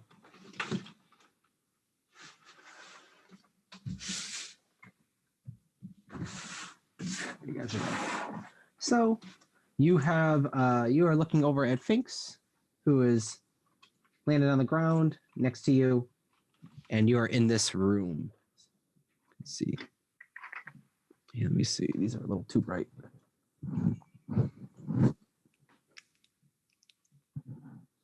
Okay. There, a little bit better. So, what are you doing? Finks, let's go. I got you, buddy. I'll grab him, and I was going to Misty step back up to where we were. Okay. You go to Misty step up, and yeah, I guess you do get blasted up, and you are up in in the part of the stairs that where your friends all were. Perfect. Sand is piling in down from your sides, piling in down from the top. Now it is kind of filling in part of the cavern. What are you guys doing? Can we see daylight or nightlight or whatever? No, there is no seeing up. You can't see what's up above. Were those chambers down there? Were they being filled with sand too, or were they sturdy? It is slowly starting to be filled with sand, but it is not filled with sand yet. It's just kind of like the kind of whatever thing that's burrowed up and through the sand, ate through a bunch. Maybe part of its maw kind of melts and reacts with it weirdly to cauterize it, but like it's starting to fill in and not all the way yet. No. So the creature left? Possibly. Well, I'm just. Do we see it like go through and make? Oh the yeah, tunnel yeah, like above on a us? visual. Oh yeah, Yeah. it went up, and as it went up, it cut to the left and just went whoop, and just kind of looped around in a Okay. different direction. Are there any other doors in this room that we can see? You guys are Or currently saw? you guys are currently in the staircase, still kind of Oh, okay. walking down. There is you're halfway through the hallway. You see the circular hall across this like gap now. It's a 5-foot gap that this giant creature had burrowed up from underneath.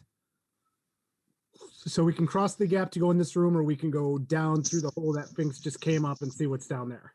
Correct. You got to cross the gap and then go down the stairs to the room. You're not even there yet. You kind of see it. Do you guys want to try and jump through the sand? What are you thinking? Is it worth it, or do we just want to kind of go back and continue on the way we were going? I have a feeling I'm going to die in sand either way, so I don't really care. Finks, what do you think? Did you get any weird feelings while you were down there for a minute? I put my blade away. I'm sorry, what? Where were you? Wherever you dropped to, did you get any things like, oh, this might be a good place to be for the brief second that you were there? It didn't look like it didn't look like there was any danger in the room. Yeah. Yeah, it just looked like a sandy room, but I wasn't sure. It looked like everything was kind of coming in. I don't want poor little Finks over here buried alive with all my extra treasure. You can block off the sand some way. Do something now. Reactions. I'm going to try and. Is the jump sand through like the falling hole. on us too, or what? No, it's just kind of falling in through the hole. Like it's slowly filling in, like kind of like falling in from the sides. Like it's not okay. falling in on you guys. But it's not like still, okay. How big is the hole? Hole is roughly. Like, does it take up the entire hallway? Or Oh can you go yeah, around it takes up the okay. entire. Oh yeah, there's no way to go around this. This thing ate up and through the hallway. So, Cool. yeah. Like part of your hallway is eaten. This thing completely went oop and just ate straight up. Yeah, I'm just going to attempt to run and jump across this sandy pit and try and make it to the other side. Okay, make an acrobatics check.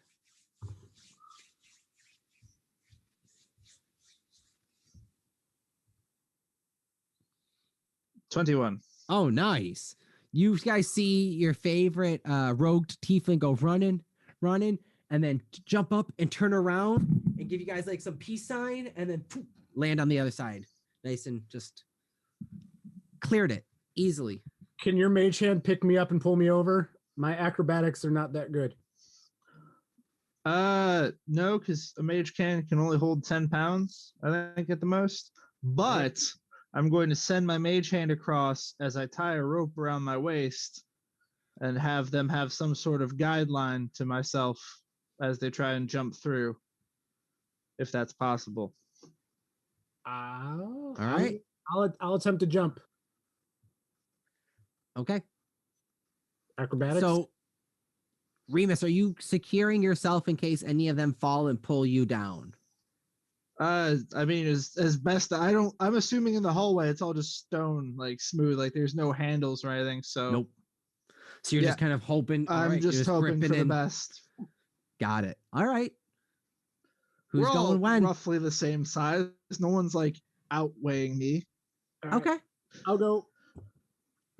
Azoth, make that acrobatics check. 19. Oh, you go running, launch. You just hit it, and you almost fall back. You just clear it. There you go. All right. Who's going next? All right, I guess Finks. I'll grab onto Remus for extra. How light are you, Finks? I'm gonna try to like pick I'm him up real jumping. quick. 21. Okay. Can we throw him? Do we goblin toss? I was gonna try to throw him, but never mind. Yeah, Goes he already running. jumped. Clears it. Okay. Just kind of floats in the air a little bit. Oh, all right. nice. Then I'll go natural 20, 22 total. Wow. Howard, you're the one that surprised me the most. I was expecting a fumble there. Yeah, I was too. And I was like, oh. But surprisingly enough, Howard, you gracefully clear it, land, and catch it over. 3-point landing. Yeah. Got it. All right, you guys clear it. Make stealth checks as you all just did a nice jump and yeah. Solid 6. Sounds nice. Nice. Mm, Ooh, 13. 28. 28, 13. 20 total. You hear a kind of like grinding and grumbling through the walls and the ceiling. Now you kind of are expecting this to pop through anywhere. You hear it again.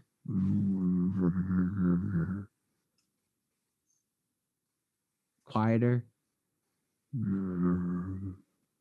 Looks as if it's found something else to bother itself with. Casting. Perhaps Pass something Without else a Trace. moving throughout the tunnels, deeper within. Possibly something moving within the sand, in the desert. Who knows? But okay. What are you doing, Finks? Pass without a trace on us, on the party. Okay. Pass out trace plus 10 to stealth moving Plus forward. 10 to stealth. This Nice. thing, Very nice. Very nice. Can feel us walking. All right. So you guys have that. You continue down into this 40-foot circular chamber. There are smooth walls. In between each of the corners, there are 4 sarcophagi leaned up against the walls. One of them looks cracked and appears to be empty. The other 3 are sealed. It is some dark vision, dim light in here with the sconces just ever so lifelessly flickering, just enough to give false hope for light. Any other doors in this room? One off to the left and one off to the right in this chamber. I'm gonna check out one of the sarcophagi that's up against. Right. That's not cracked. The doors, I'll say more so, are doorways, are both covered with not covered, are blocked pathways with giant, almost looks like cave-in boulders that have fallen from the ceiling spaces above them, as if almost traps were triggered already on both sides.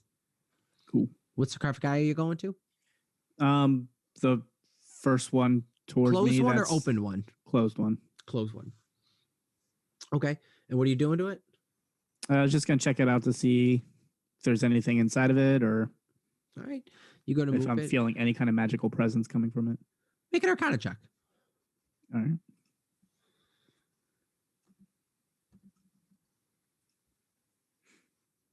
Oh, nice. 24. Nice. Oh, nice.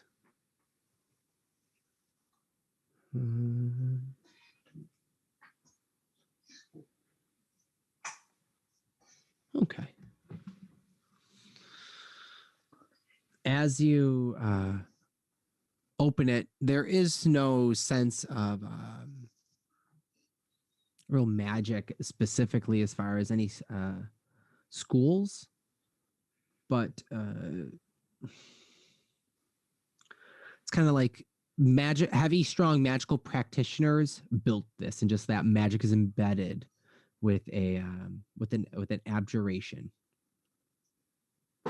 style. We should go to kind of abjuration and a necromantic schools. They're just kind of weird and kind of like embedded within the structures. And as you kind of go to bend it, looking for any loot or tombs, you see a body just wrapped in robes, a crooked jaw, look at you and its eyes flash. I need you to make a wisdom saving throw. All right. 11.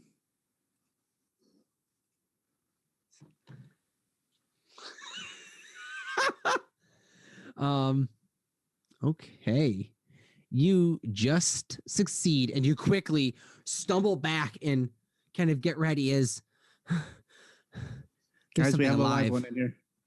We have a live one. You just succeed something. I'm going to try to close the sarcophagus back closed again. Make a dexterity check. Okay. 19.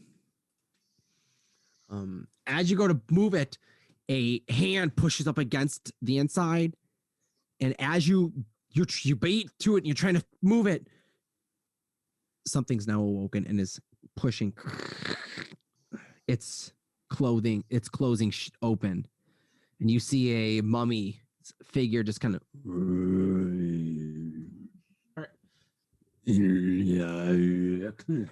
start walking out. It's gonna make a attack at you. Does Howard still has his lantern on him, right? Yeah. Yes. While this is happening, if I'm seeing this happen, I want to do control flames at his lantern and ignite the mummy as it's coming towards him, because I can extend it out 5 feet, and the mummy is a burnable source of fuel. So I'm going to try and ignite this mummy on fire. I'm gonna be like, no, and just flame on. All right. First off, the attack to hit Howard. Does a 20 hit? Yeah. Yes. Okay. Easily. Cool. All right. Just making sure. I got 2d6 now. I got to roll at you. Ooh, nice. 9 bludgeoning damage. Oh, plus the 3d6. Okay. Jesus. So 9 bludgeoning damage, and then the necrotic hits 14 necrotic damage. So 23 altogether. Yep. And then you need to succeed on a Constitution saving throw. Damn. Okay, hold on. Ooh, natural 20. 22. All right. As this clubbed mummy's fist breaks forth from its sarcophagus and starts to step towards you, it throws a big clobbering punch into your right shoulder, right where you were grabbing it, and you feel it just hurt you, and there is this rotting effect that starts to kind of tickle and tingle at your joints, and there's something underneath your skin that just kind of passes over that, like underneath the skin membrane, and just pushes that feeling away. Howard, you looked over and you saw something kind of move, and you ever see the ruins? Yes. The tendrils? Okay. That's kind of like something like you saw that under the skin. Kind of something kind of over the shoulder where it hit. Okay. Roll for initiative, everyone. And I'll say Azoth. So control flames. Is that a save, or It's how does actually, that work? It doesn't actually have. It's much like control water, where there's no. I would just have to probably roll a d20, and then I guess you get to decide how it's. I actually kind of want to see how. Let me see if there's rulings on this. Actually, I have a book right here. I don't need to do that. Also, everyone roll initiative, and okay, hold on. Whoa. Howard, what is yours? 7. 7. Everyone, just keep flying. Remus. I blew my nat 20 on initiative, so 23. First. I rolled first. Oh, Azoth is 14. Did I see? Yep. Thanks. What's yours? 21. Oh, nice. Okay, cool. All right, quick question. How far out of the sarcophagus has this thing gotten? It is now pushed, just pushing out of it. It's like halfway out. Okay. Remus, can you arcane lock anymore, or are you done? Okay. Okay. All right. I can't see how many people got in the chat, guys, because There are got 4 people in the chat. We got people in the chat live. Hopefully we get a nat 20 during the encounter. Hopefully got a nat 20 during the encounter. Because we do not have a giveaway for the Blood King dice, first nat 20 of the encounter is going to go to a current chat participant that is watching and cheering on our players. So, hey, if you guys are watching live now, get some friends in this. More people, the merrier. All right. Control Flame. I got the player handbook. Let me just check this out right here. I wasn't planned for this encounter, guys. I had a different map planned. I thought you guys were going to go for something different. This manual lookup is brought to you by DCT Industries. DCT Industries, creating a new game called KaiMon, which I've heard the playtest went pretty well today. Yeah, I got to play it finally. Did you win? I won the real. I won where it mattered, I guess. No, we played. I know exactly what that means. I won the first one. I won my inaugural game, and then second game I did not win, but it was fun. Good. Glad to hear that. Control Flame. Why can I not find that in the player handbook? I think it's because we like to use the most obscure things we can to try and aid ourselves. How about we do a 1d10 like a firebolt for damage? Hold on real quick. What spell is it called? Control Flames. Control Flames. It's in the chat, Anthony. D&D link. Ah. There it is. I didn't put the E. I put Control Flame is different than Control Flames. Spelling it the French way. Flames.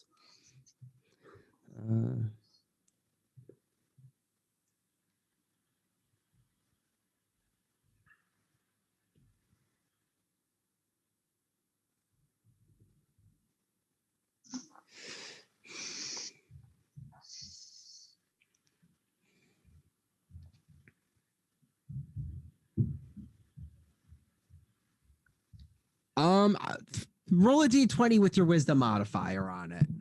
All right, so we've got. We'll see if it works. Just because there is no distinct damage and it's a cantrip for controlling, not really attacking. 16. Unfortunately, with this cantrip, that's not meant to damage. There's no damage met, but some of the wrappings begin to catch on fire. Okay. There are powerful fire spells for those that wish to take them for reasons. They are dangerous, though, for those that play with them. All right. So we're going to enter initiative, guys. All right, man. Top of the round is Remus, Sphinx, Azoth. What are you guys doing? I'm At confused. this moment, you hear the two other closed sarcophaguses begin to go. Oh. Kind of creak open. So multiple are opening. You now begin to hear that. Okay. As such. Concerned. Was it just the 3 that were closed that are starting to open now, or? Yes. The 3 that were closed are starting to open. Let me see if I can. Gotcha. I may actually have. Oh, snaps. I actually have enough for an encounter. I can actually make you guys an encounter of this one, I think. I was not ready for a circle. Is the first one we see, still in the sarcophagus or coffin? He is now halfway out of it. Would you consider him prone? No. Okay, then. I will just attack regularly then with my daggers. Second. All right, give me one moment. I'm actually going to give you guys a visual. Woohoo! All right. There'll be stones over here. There are stones over there. And I don't have sarcophagi up against the walls. Just for sake of enough doorways.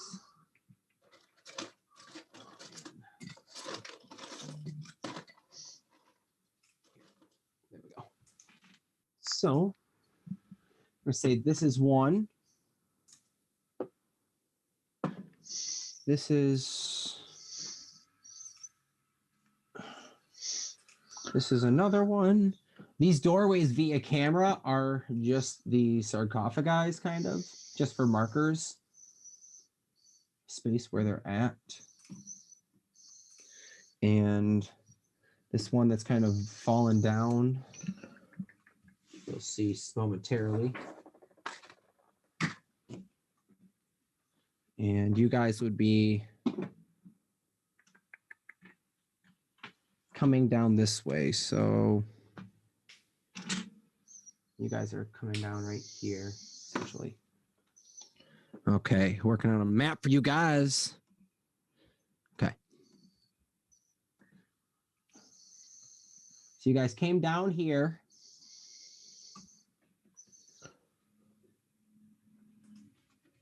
There are these blocks right here that are sarcophagi, and then these little doorways, I guess, that will mark as sarcophagi. Which way did we come in? You guys came down through here. Okay. So Okay. here, Azoth for now, and Finks. The one that was that Howard went to was this one. This sarcophagus was the one that was already cracked open. And whoop, you actually have to worry about this guy. So he comes out. Let me actually adjust. Oh, my dark vision just kicked in. Kind of. It's something like that. Let's see. There. A little bit better. So yeah. So there is a person here. Howard is there, and then you have one in this one, and then one over here. Okay. What are you guys doing? And the boulder's just a boulder? These are the two doorways that are blocked off by stones. Okay. So Howard's the guy's occupied with Howard right now then. Yeah. Yep. And Howard's right here. And this Okay. one is you guys see a wrapped, robed mummy.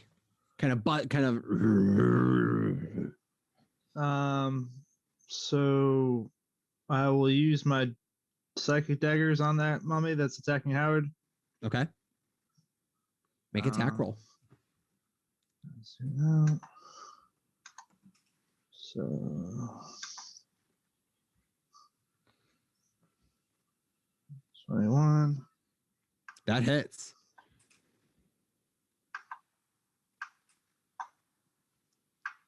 He would be parried at this moment. All right, so that, and then too many scroll down pieces. Not bad. So 9 damage total 9 damage. for the first dagger. Are your attacks considered magical? I believe it's psychic damage. Okay. So make a perception check. Make an insight check, actually.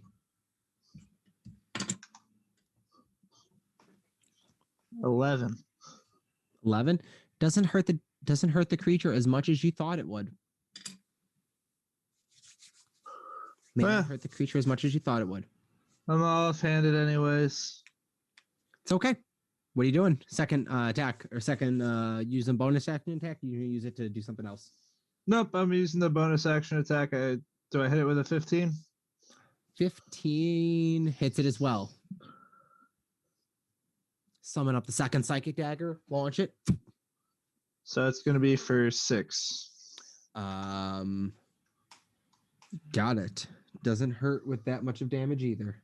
And then I'm going to move probably 15 feet towards the boulder behind me with the door blocked.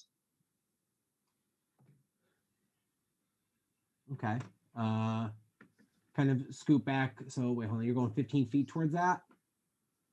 Yeah. So like, yeah, about there. Okay. All right. Up next, Finks, then Azoth's on deck. Spiritual weapon.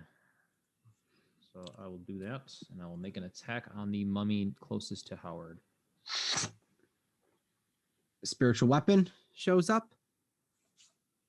Does a And 17 hit? This is the spiritual bat, kind of like a gold bat looking. Yes. Got it. It says bat starts floating around and comes swooping in for the attack. 15 to hit. Yes, hits. Oh, max damage 11. Nice. That's nice. What kind of damage is that? I don't know. All right. Spiritual weapon.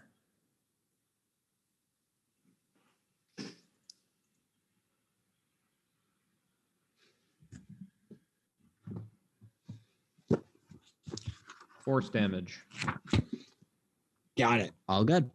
All right. So that happens. What else are you doing? I'm going to move. Who's furthest to the left there? This? That Remus? That's Azoth. This is Remus over here. Put me between Azoth and Remus, please. Boop. There you go.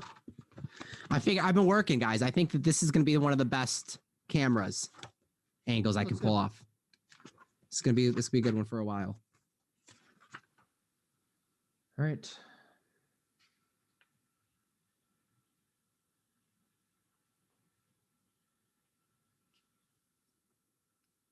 Okay.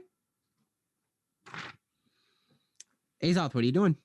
I'm going to use my Bracelet of the Quick Change to wild shape into elk again. Okay. And then I'm going to... Because I didn't print an elk, you're the wolf. all right, that's fine.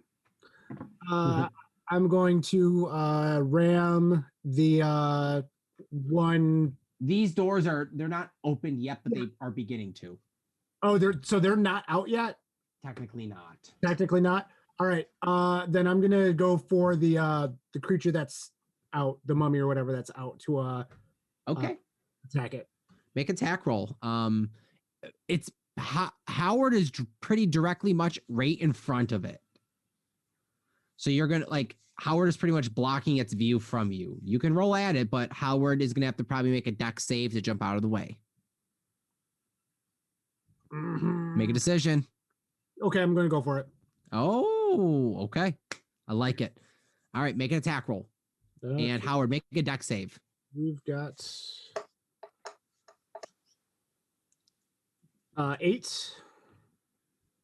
All right. And 19 for my deck save. All right. You dive off and out to the side as this giant elk comes charging right by you. And you actually crack into the part of the sarcophagus. And you actually hear a snapping as one of your, I don't know what exactly snapped, but something from part of your antlers busted off, possibly. And you now have this wrapped mummy-like creature in front of you. All right. Okay. Good. Up next, Mummy's terms. Okay, Mummy is not the best of smart creatures. Giant gold bat. This one, it sees you're an animal that just tried to run into it. It's going to throw you as the major threat for at least the first one. It is going to do... Okay, the first thing it's going to do is actually look over at and kind of looks... defines one creature. It's going to look over at you and is going to kind of stare at you as its eyes flash red. I need you to make a wisdom saving throw. Mm-hmm.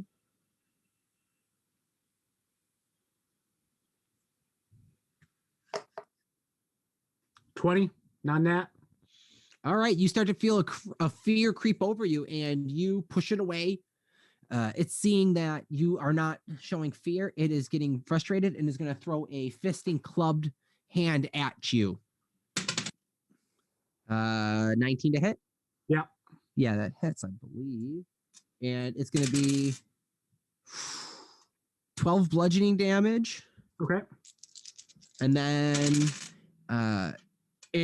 so as it comes swinging over, it punches you in the face and hits you just kind of right at this perfect, like in the part of like the neck. Mhm. And right where it smacks you, you feel a course of pain ripple and kind of like spider web. Like you feel like your veins kind of tense up, and as you feel like kind of like this pain, like kind of spider webs throughout your neck. Okay. And you need to make a Constitution saving throw as you take 13 necrotic damage.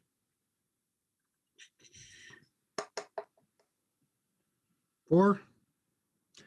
Okay. You are currently cursed. And every 24 hours, we're going to go from there. Okay. Finks can fix curses better than he can fix coats. Just so you know. Okay. All right, cool. So that's the first one. These ones are going to open up their tombs on its the rest of the turn. This thing is not going to move, actually. It sees it's going to try and push out, and I'm assuming you're blocking its pathway. And it used the majority of its turn to hit you. So it'll try to move on its next turn. Their speed is what? 20-foot speed. So they get 10 feet. They get 10 feet out. There. I'll figure out how to get that glare. But they're right here. We can see it. Okay. As long as you guys can do distance on it. All right. Howard, what are you doing? Yeah, I skipped their turn. I'll let it be. Go on. Okay, I am going to go up to the mummy in front of Azoth, and I'm going to put my hand on its shoulder. Yeah. And I'm going to say, have you ever heard of the Blood King? He's quite popular, I hear. And I'm going to cast Vampiric Touch on it. Oh. And that's a 21 to hit. Oh, that hits. Cool. So then it takes 10 points of damage, of necrotic damage, and then I heal up half of what they take damage. So I gain 5 points. Necrotic? Yep. You don't heal up anything. Okay. Okay. Okay. As you reach out and grab on it, it looks. Yeah, and then I'm just going to use my my rest of my movement to go towards the open sarcophagus area. To this one over here. That one right there. So as you back away, it's gonna kind of backhand and smack you with its with the fist. That's okay. Okay. I'm getting fisted by a mummy.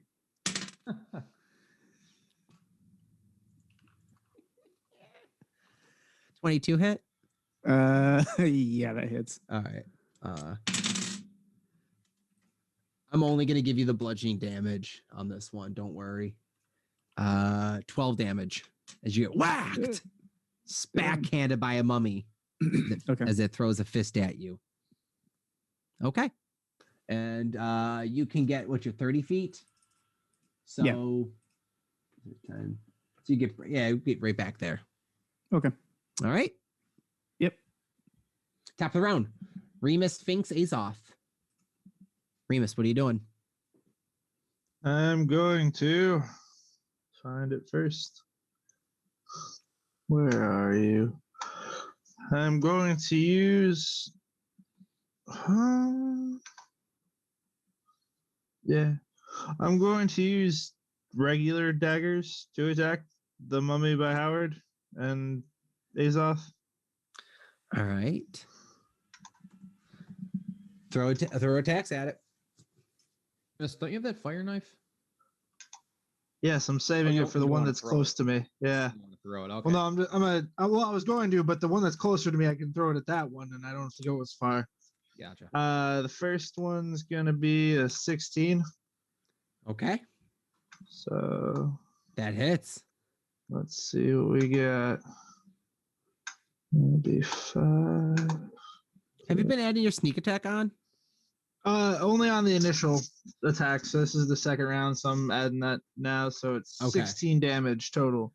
All right, not bad. Looking not as hurt. You notice that without the precision of that sneak attack, maybe not as much damage is being done purely. Your psychic really isn't doing that much damage. Yeah. No, that was a regular dagger. Oh yeah, I know. Oh, Okay. so you threw a psychic dagger or a regular dagger? I threw a regular dagger. Plain steel dagger. Yeah, because we had noticed the last round that it didn't take as much before my offhand. Got it. All right. Same comment. Still not as much dagger is still not as much damage is being done. Okay. I'm still gonna. Actually, I'm going to. I'm going to end my turn by moving to the right of Fink, so more towards Azoth and Howard. Over here? Yeah, we'll call it Alright. like there. Yeah, All right. Kind of looking around. Whew. Okay. that's it for me. All right. Finks, what are you doing? All right, Finks is going to run up into the center of the room. So I'm within 30 feet of all three of these guys, and I will cast. I will turn undead. Okay. Where they got to all make have to beat a wisdom save of 14. If not, they start running. failed. Succeeded. Succeeded. This one has failed. And it can't move directly towards you. It basically has to spend its turns trying to get away from me. All right, so its turn is okay. Understood. And spiritual weapon attack. Who you attack? Oh, this one? Yeah, I don't have enough to move it, so. All right. Make attack roll with them. Wing. That is a 18 to hit. That hits. And 4 damage. Okay. This one's looking a little beat up. A little bit. It's looking hurt. You see some of the wraps on it that have caught fire and now springing up a little bit bigger. It's kind of backing up a little and looking a little fearful of the little beacon of light in the middle of the room. But it can't really go anywhere.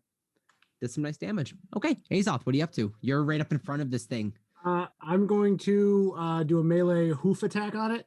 Okay, make attack roll. All right, so it's going to be d20 plus 6. We haven't had a nat 20 on the counter yet for attacks, have we? 14 to hit. All right. First nat 20, we're going to be giving away a set of the red Okie Dokie dice. So make sure you enjoy this encounter. Get your friends in on it. What was that roll? Tell me again. Game log. I can check 14. it. 14 just hits. All right. Smash. So we got 4d8 plus 4 bludgeoning damage coming up. Okay. 4d8.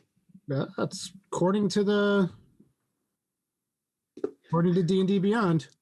It says hooves hit 22 4d8 plus 4 bludgeoning damage in the parentheses. You're an elk? Yeah, the giant elk.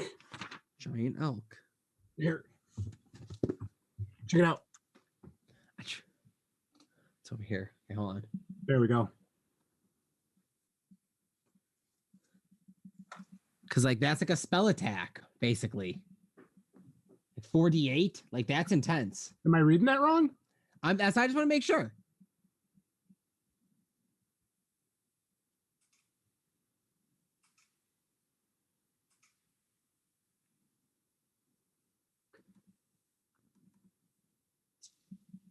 Go for it now, because that's still 2d6. Yeah, I mean, I guess you'd be at 48. Like to think he's hitting with all 4 hooves, because that's hilarious. Yeah. I mean, okay, all right, it's all good. I'm just still new. You are a druid, so it could just be that. That is you are a level 6 druid, right? Yeah. Yeah. Yeah. I guess that's true. You'd be a level 6 druid. That'd be a pretty powerful spell.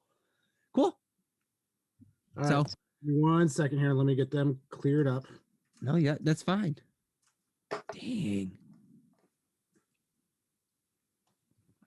14, 15, 16, 17, 18, 19 damage.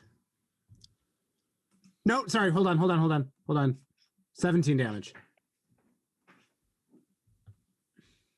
Oh, are you kidding me? Did I just? Oh, you freaking kidding me? Hold on 1 second. Are you free? Where the hell did it go?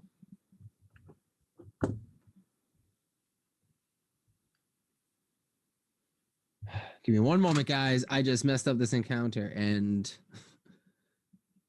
I need to have it back. This fix brought to you by DCT Industries, where they're working on a new game called KaiMon. You know what? There's no giant elk KaiMon yet, to my knowledge, so maybe we can get on that. That sounds like a great idea, honestly. That sounds like a great idea. An elk with a giant mohawk. Yes. Jeff, are you listening? Write it down. Make it look like this. Oh, you probably can't see it because the map's big, but. All right. Bear with me just for a moment. Woo.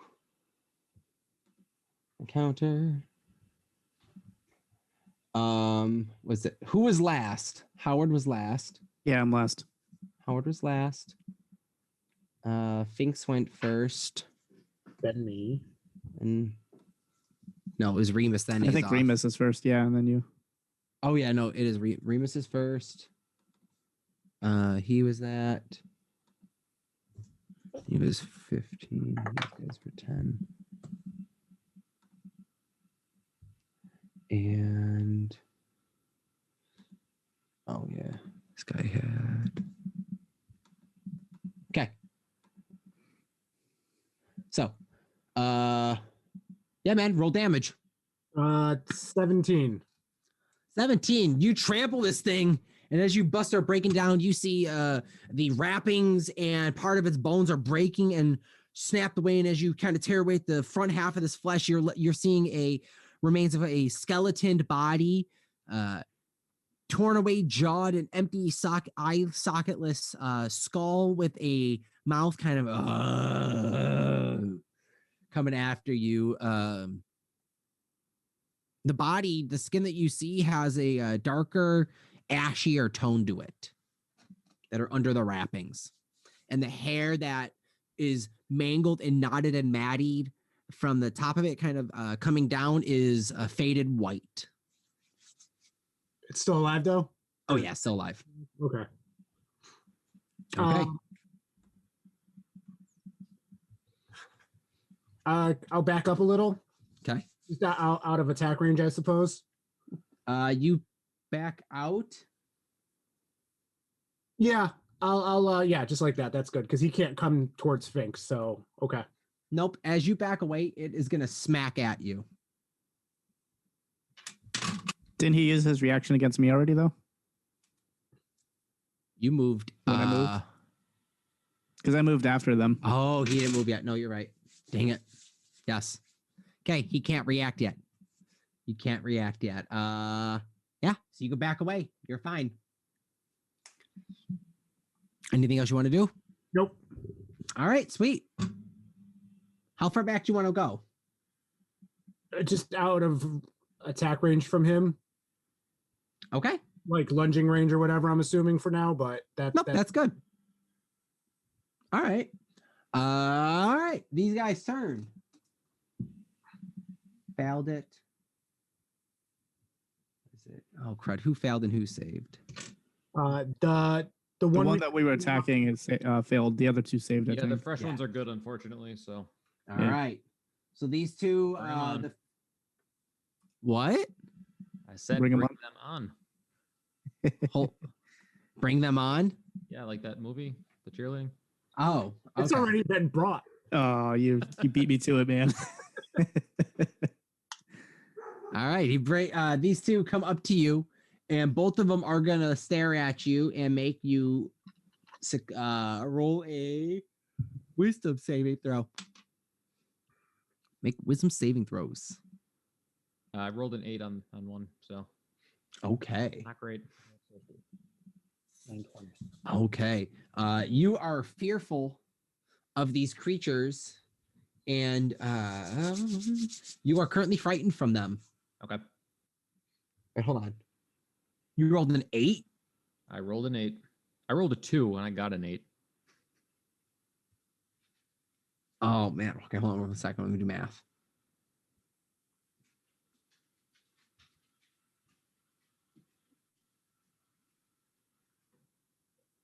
Okay, you're lucky. You're good for right now. Okay. So you are only afraid of the what's the second one? Wait, hold on. I didn't roll the second one. Let's find out. All targets succeed. Target 11. succeeds. Sorry, you succeeded. Oh, the second one's 11. All right, so then yeah, you are fearful of both of them. Okay. So on your turn, you're gonna want to. You're under the frightened effect All right. I'll look until the end of their next turn. All right, but then these two are both gonna make pounding kind of like fist throws at you. Okay. First one is a 16 to hit. 16 does not hit. 16 does not hit. The second one is gonna throw. Ooh, that doesn't hit either at the 12. Then, I'm and with cowering their behind my shield. turn, what? I'm cowering behind my shield. Yeah. So they throw down 2 fists. The second one throws a fist down at you, and both hits. You kind of as you're cowering behind the shield, waiting for your turn. After that, they are both gonna run and start to walk. Kind of, one is gonna walk past you towards Remus, and the next one is just gonna kind of stare right at you, waiting for its next turn. Howard, what are you doing? Okay, that changed it up a little bit. I am going to move 10 feet back towards the boulder, I guess, behind me. But right there, yep. And I'm going to cast both of my Eldritch Blasts at the one approaching Remus. Okay. All right, so the first one probably misses with a 10. And the second one's 18 to hit. First one misses. Second one hits. All right, perfect. So that's 10 total damage. Okay. Looks a little hurt. All right. Is that all your turn? And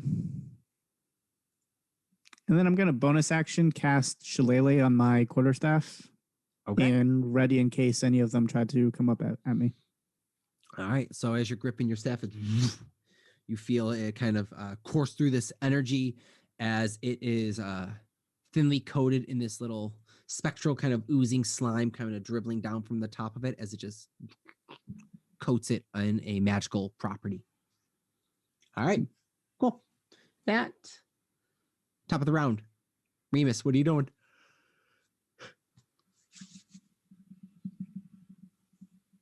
So is that one that tried to pass me all up in Azoth's deer shit? Oh no, it's coming up to you and your shit. Oh, but how far is it from Azoth? More than 10 feet. It's not distracted by Azoth, if that's what you're asking. All right, then I will go out of the way to get away from this one and go attack the one that is bothering Finks. Okay. Do you want to do full 30 feet out in this direction? I was thinking more of like a triangle in a way, like or a V, if you will. So you go out here and then kind of that, or so where do you want to go? Like I said, I'm trying to attack the one that's attacking Finks. Yeah, so are you trying to go from this angle, or are you going to try and get around this way? Well, it's like 15 feet and then 15 feet back, like a V. Oh, okay. So that's what you meant. Yes. Yeah. Fair. Okay. Fair enough. Am I not at him? You're gonna get within melee range of him. Yeah. Got it. Like I want to be up on him and I want to stab him with my fire dagger. Got it. I didn't know you throw psychic daggers sometimes. I didn't realize what you meant. Oh, I know. Up in melee. So you get up in melee with him. You move the 5 feet out the angle and use the other 20 to run up. All right, you're up on him. Make an attack roll.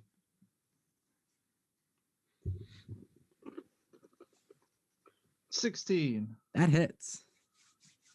So since we haven't put is it just a D6 fire damage added onto it? Yes, it is an extra D6 fire damage. Okay. I do not have the item in my inventory. It is okay. Apologize. No, it is no problem. So that. And then 18.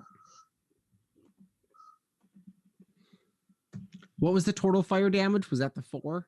Yeah, it was a 4. All right, cool. The piercing and the sneak attack don't do as much, but you notice that the flames that cut through start to burn the creature more than the rest of the attack. Just being up in it, you're like, hey, fire is what works. Do I have does extra damage? Do I have any movement left? You got about 5 feet of movement left. I give you. I would like to, I'm still within this creature's sphere of influence, but I'd like to be next to Finks or closer to Finks. Like that? Exactly. There you go. You're right next to Finks. That's all I got for. Well, I know it won't last the whole round, but bonus action disengage. Okay, so boop. You disengage from that. Disengaged. Okay. Oh no, cool. it's just like an action. Like I'm still there, but. Oh, you can still.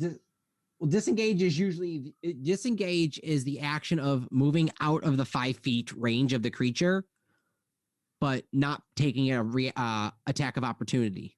Then I will not do that. That's why the rogue is like you get in and you can hit with the sneak attack and you slink out with that but disengage is how it works. So, okay, so you're up on him. Finks, you're next. Azoth on deck. All right, so Finks is gonna kind of look at his holy symbol, like the flashlight ran out of batteries, kind of give it a tap and go for another turn undead. Okay. To get these other two running. So thing is, you are under until the end of the mummy's turn. You are frightened. So frightened is disadvantage on attacks and abilities, and this Never mind. Just a You're good. save. So you are good. I thought I had turn undead is different than frightened. My bad. Turn undead is they're actively moving away. Frightened is it's not frightened. Yep. Nope. I get you. No, you're good. So you are frightened, but you can still do your stuff. So if you want to do another turn undead, you are more than welcome. Bad at it, and my my spiritual weapons rolling a disadvantage now. So okay, it is working. What was your DC? 14. 14. This one is fearful of you. Okay. It takes effect. This one you can't ascertain.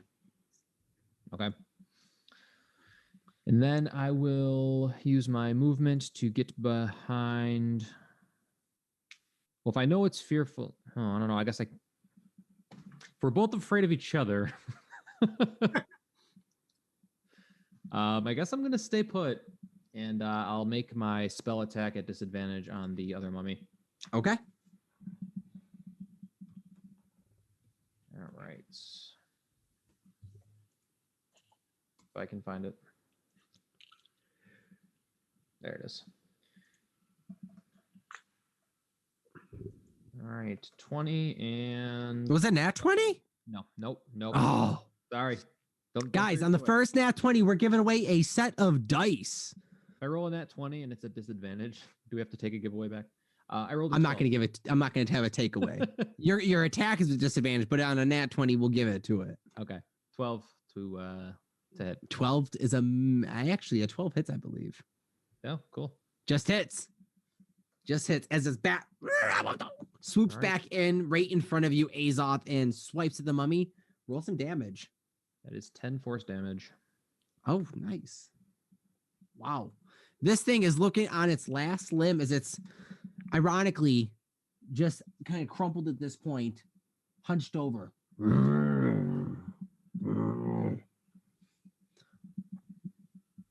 Okay. Anything else you want to do, or is that it? Move me 1 square to my left, so I'm between Remus. Remus is between the mummy. There you go. Because I am afraid of it. Thank you. Okay. There you go. Azoth, what do you want to do? I'm gonna charge at the mummy that's been messing with me. Okay. I'm gonna go to ram attack it. Make attack roll. Alrighty.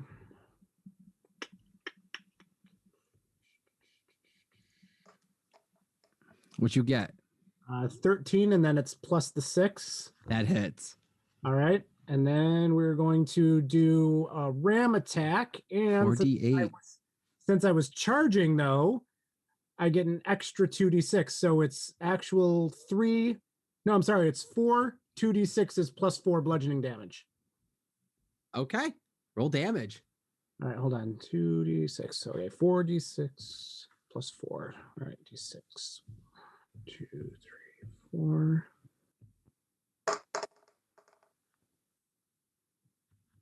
22. Very nice. As it smashes into you, as you smash into this creature, you kind of go tumbling a little bit into the sarcophagus as it is torn to shreds with only 1 hit point left. It was torn to shreds as it only had 1 hit point left. Did I do any damage to the sarcophagus? Is there any like hidden hole behind it or anything? You can take it on your turn. You can take an action to investigate it. It looks covered with robes and tattered rags and scattered cobwebs and dust. You have to probably want to investigate this on a turn. All right, just curious. All good. All right, the mummy's turns.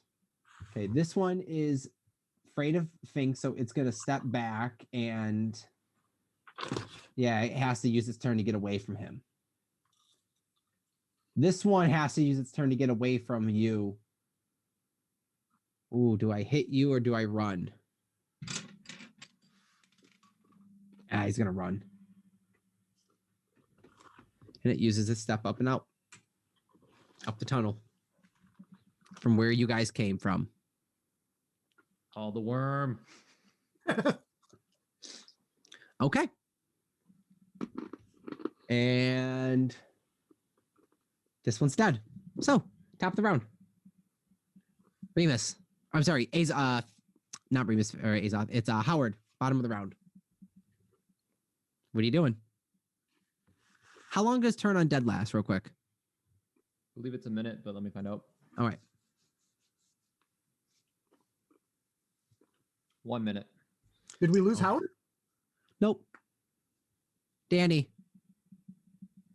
Oh shoot, did we lose him for real? I think We did. I'm pretty sure we did. Yeah. Well, while we're waiting for him, here's what Turn Undead does. Got Spend it. its turn moving as far away as possible. It has to move without out of 30 feet of me. Can't take any reactions. Can only use the dash action or try to escape from an effect that prevents it from moving. If there's nowhere it can move, it can use the dodge action. All right. They are just useless mummies. All right, cool.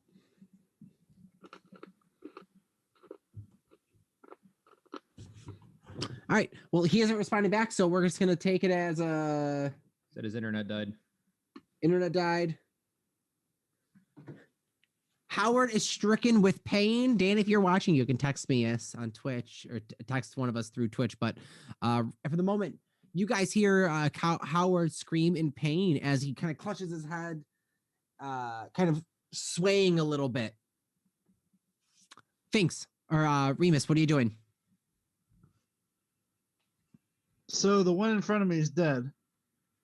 Yeah, this one ran away. The one that was in the bookcase, or the one that was not in the bookcase, one that was in the sarcophagus that Howard opened up, he is dead. And the other one that was behind you ran through the tunnel that you guys had came down. Okay, but the one that's on the other side of the map for me, did he leave my sphere of influence? He did. He left past. He walked away he ran away on his turn. If you want, I'll give you a retro attack. Yeah, I was just opportunity. gonna try and hit him with my dagger again real quick while he ran away. 17.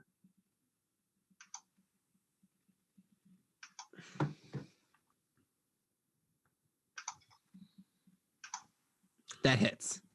Yeah, for 6 damage. What was the bludgeon, or what was the piercing, and what was the 4 fire? and 2 fire. So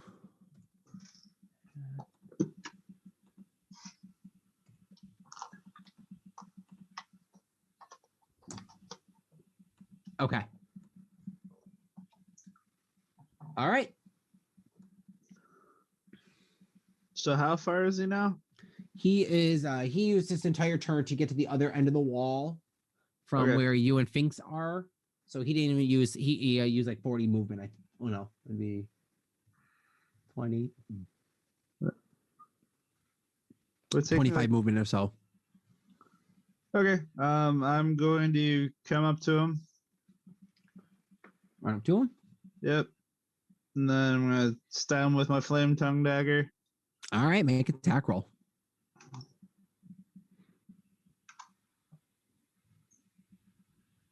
Womp.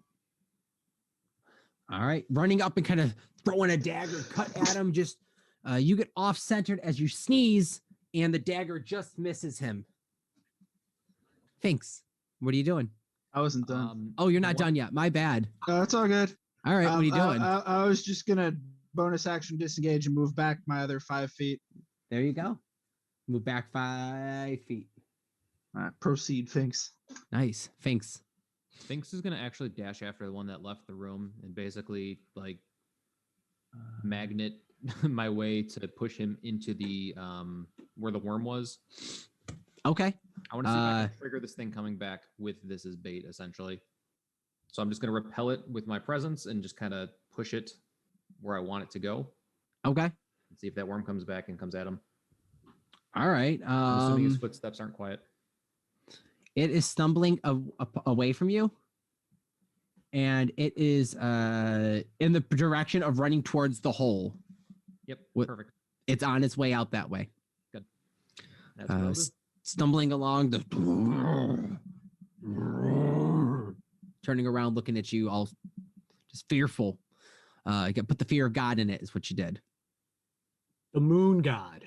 Moon god. Goddess. Azoth, what are you doing? Same thing. I'm gonna charge ram attack. One at the top of the room. Right here? Yeah, that guy. All right, you go running into it. All right, let's make attack roll. We got a 16. That hits. All right, let's roll some damage here.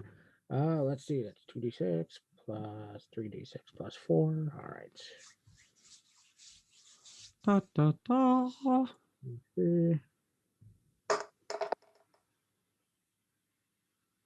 15. Very nice. Not bad. Some damage is dealt to it. Looks hurt. Oh, yeah. Some damage is dealt to it. Looks kind of hurt. Not as much as you expect, though. And then, yeah, okay. All right. This turn, you are right in front of it. It cannot move it back any further. It's going to take a swipe at you because it can't move any further back. I mean, as far as it knows, Finks is out of its way. It cannot move any further away. So it is just going to feel okay with attacking whoever is in front of it. I think we have... Give me 1 second. I'm going to stop sharing as I let him into the room, and he is back. Woo! Second camera. Nope. There we go. Got it, guys. Okay. So pop in the room like that. That's what we have. Yep. It's gonna make it. Danny, make a wisdom save. Wait, is he back? Yeah, he's back here. Danny, make a wisdom saving throw for me. All right, hold on 1 second. As your internet dropped and you have a course of pain ripple through your head. You said wisdom saving throw? Yeah. All But the one is gonna clobbering time and throw a hit at you, Azoth, you being right in front of it. Just that hits with a 22. Yeah. 16 wisdom. You save as you feel a pushing through your head, bugging you down for a turn. You are back with your turn missed, unfortunately. Yep. No, that's fine. But It's the curse of spectrum. that's what happened. We can talk about that off camera. All right. The bludgeoning damage you take is 9 bludgeoning damage. Okay. And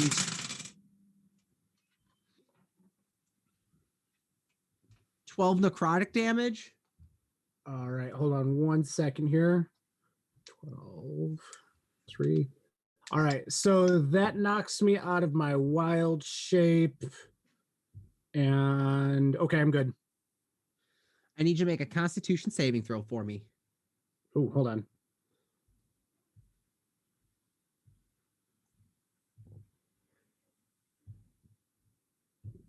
Three. Here. And you said a Constitution saving throw? Yes, sir. No, also another 4. Okay, yeah. I can't double curse you, but yeah. Okay. You weren't now. You weren't before, now you are. Possibly. Cool. It just sucks, man. That just sucks, that feeling that you're feeling. And thanks. You see this one run forward and then go and fall. Good enough. It falls through the hole in the ground. All right.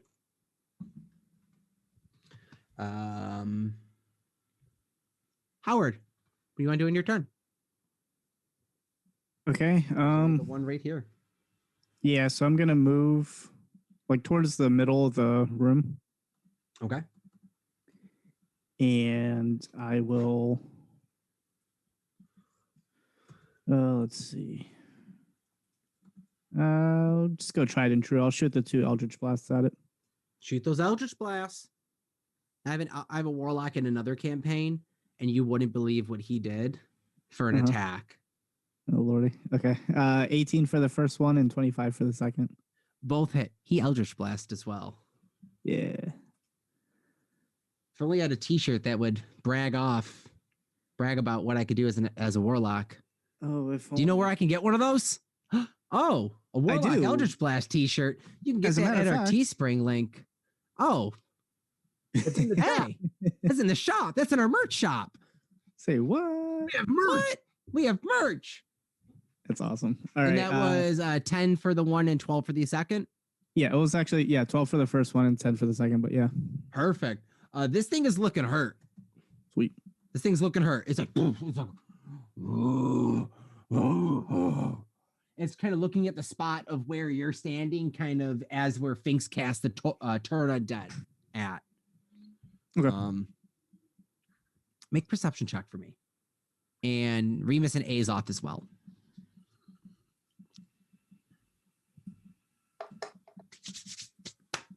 $17. 17. 9. Got it. Remus. 3. All right. Dexterity save with disadvantage. Make a disadvantage Remus. Straight dex save Azoth, but it better be high because you are an... Oh, actually, no. You're a human, so yeah, just straight dex save. As you hear a... closer now, louder now, as the ground begins to kind of crack open, the combat and stomping of hooves. 21. Oh, you dive very quickly back. Remus, what was your dex save? 3? No, God, no. Oh, That's my perception. Your perception. No, my disadvantage deck save was a 16, but I got a nat 20 on my first one, so I'm upset with you now. Nat 20. But it doesn't count. But for the thingy, it does. It does. Who we got in the chat right now? Who do we have? Give it to Joe. He was talking about cool stuff. Joe, I have no idea who you are. BlackRock Joe. BlackRock Joe. All right, we got 2 pairs of dice to send out to BlackRock Joe then for being committed for multiple sessions. Instead of me running over to Finks' house, I'm just gonna contact Finks, and Finks, I'm gonna have you mail those. We'll work it out. We'll work that out just because he's got 2 coming his way. We're gonna make sure they get out to him soon. All right. Sick. So with that, you all see a massive purple worm bust out through the ground at you all. What happened to the mummy? It's apparently gone as you see the worm kind of like whip its head and like toothy maw down as you see a foot just seep into its mouth. Does the worm have to roll that save to avoid a curse? I yell out, juicy beetle, juicy beetle, juicy beetle. Juicy beetle. Juicy beetle. Are you really gonna waste your See wild what shape on happens that? there next week, guys, as we pick up there. Oh, that's awesome. Huh? We'll figure this out. Okay. So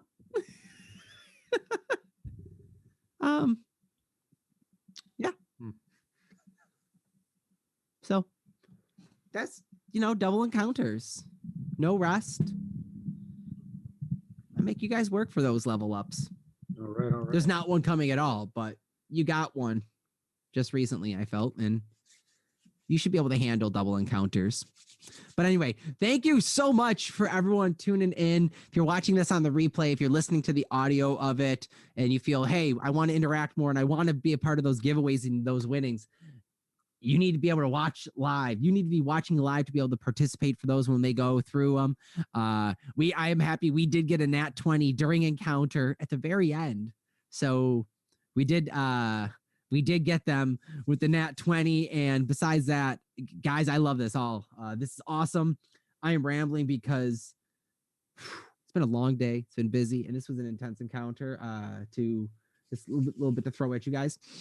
I was planning that. I was a dungeon master, Anthony, and I am so impressed that these guys come through every week, solid, with consistency. This is incredible. This is a great campaign, and please head over, follow us on social media, podcasters_tabletop gaming. You can go podcasters tabletop gaming on Facebook. Please head on over to our sponsor, DCT Industries, over at Dreams Come True Industries. They're a Western New York gaming company that is currently putting out their first game called KaiMon. It is a mashup of tabletop gaming with a the Mon genre, where it's kind of like Digimon, Pokemon, Monster Ranch Hunter, right? I never Monster played Rancher? Monster Rancher. That's what it Kind of is. blend together. It's all inside the disc. Unlock the disc. Yeah, unlock the disc. Go check them out so you can see what all the rage is happening, because you love playing Warhammer, you love playing Tabletop, you love playing D&D. You miss those anime and those monster catch 'em all type games where you're battling out Pokemon Stadium style. This is that. You have tabletop gaming with monsters and multiple attacks and battling each other for their trainer, for their companion. You want to play it. You want to check it out. So head on over, like Dreams Come True Industries or DCT Industries. The logo is right there past that corner on Twitch. Yep. We're almost all, oh, no. Remus, yeah, we all got it. Go check out that awesome logo, and there should be a link below. If you're watching this on YouTube or if you're listening to this, there will be links in the info. So please check out DCT Industries. Thank you so much, Jeff, for the awesome donations. We are going to get those dice sent out to Joe, being our awesome winner, and for checking out live and being there. I know he's made an appearance at least 2 or 3 times. I really appreciate it. I know the players appreciate it. That's really cool. Joe, I'm going to ask you for a favor, apart from just continuing to watch. Throw some friends at us if you can. Like, hey, I love watching this. Watch it as well. Pull some more people in. More people, the more giveaways we can do. But I need to get going. Awesome. I'm going to let my player sign off. Until then, we'll see you next week at Twitch. 7 to 9 Eastern Standard Time. We maybe sometimes run a little late. And Azoth. Yay! It's Azoth. Follow Azoth on Twitter at Podcasters Azoth. Yeah, that's it. Yep. Cool. Howard. Howard, you can follow Howard on Twitter at PodcastersH. You can also check out our Teespring, support the show, buy some merch. Check out this cool ass looking Warlock Eldritch Blast shirt, Anthony's Dark Side or Dark Lord D&D shirt. Help support us. Help me get better internet because Spectrum sucks. But overall, thank you. Check out all the other great shows on BICBP network. Yeah, plenty to do there. BICBP-radio.com, guys. Finks. Yep.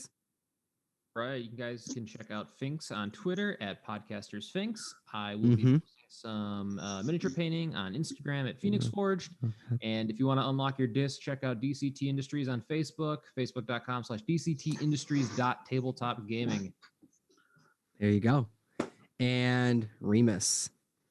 I'm Remus. You can follow Remus at Podcasters Remus on Twitter. You can follow me at Rick_Coates on Twitter, Instagram, and all of that fun stuff. One, I just wanted to say thanks to Joe. I did not know it was Blackjack for Joe, but it was probably the most thought-provoking question I've read in the Twitch stream so far.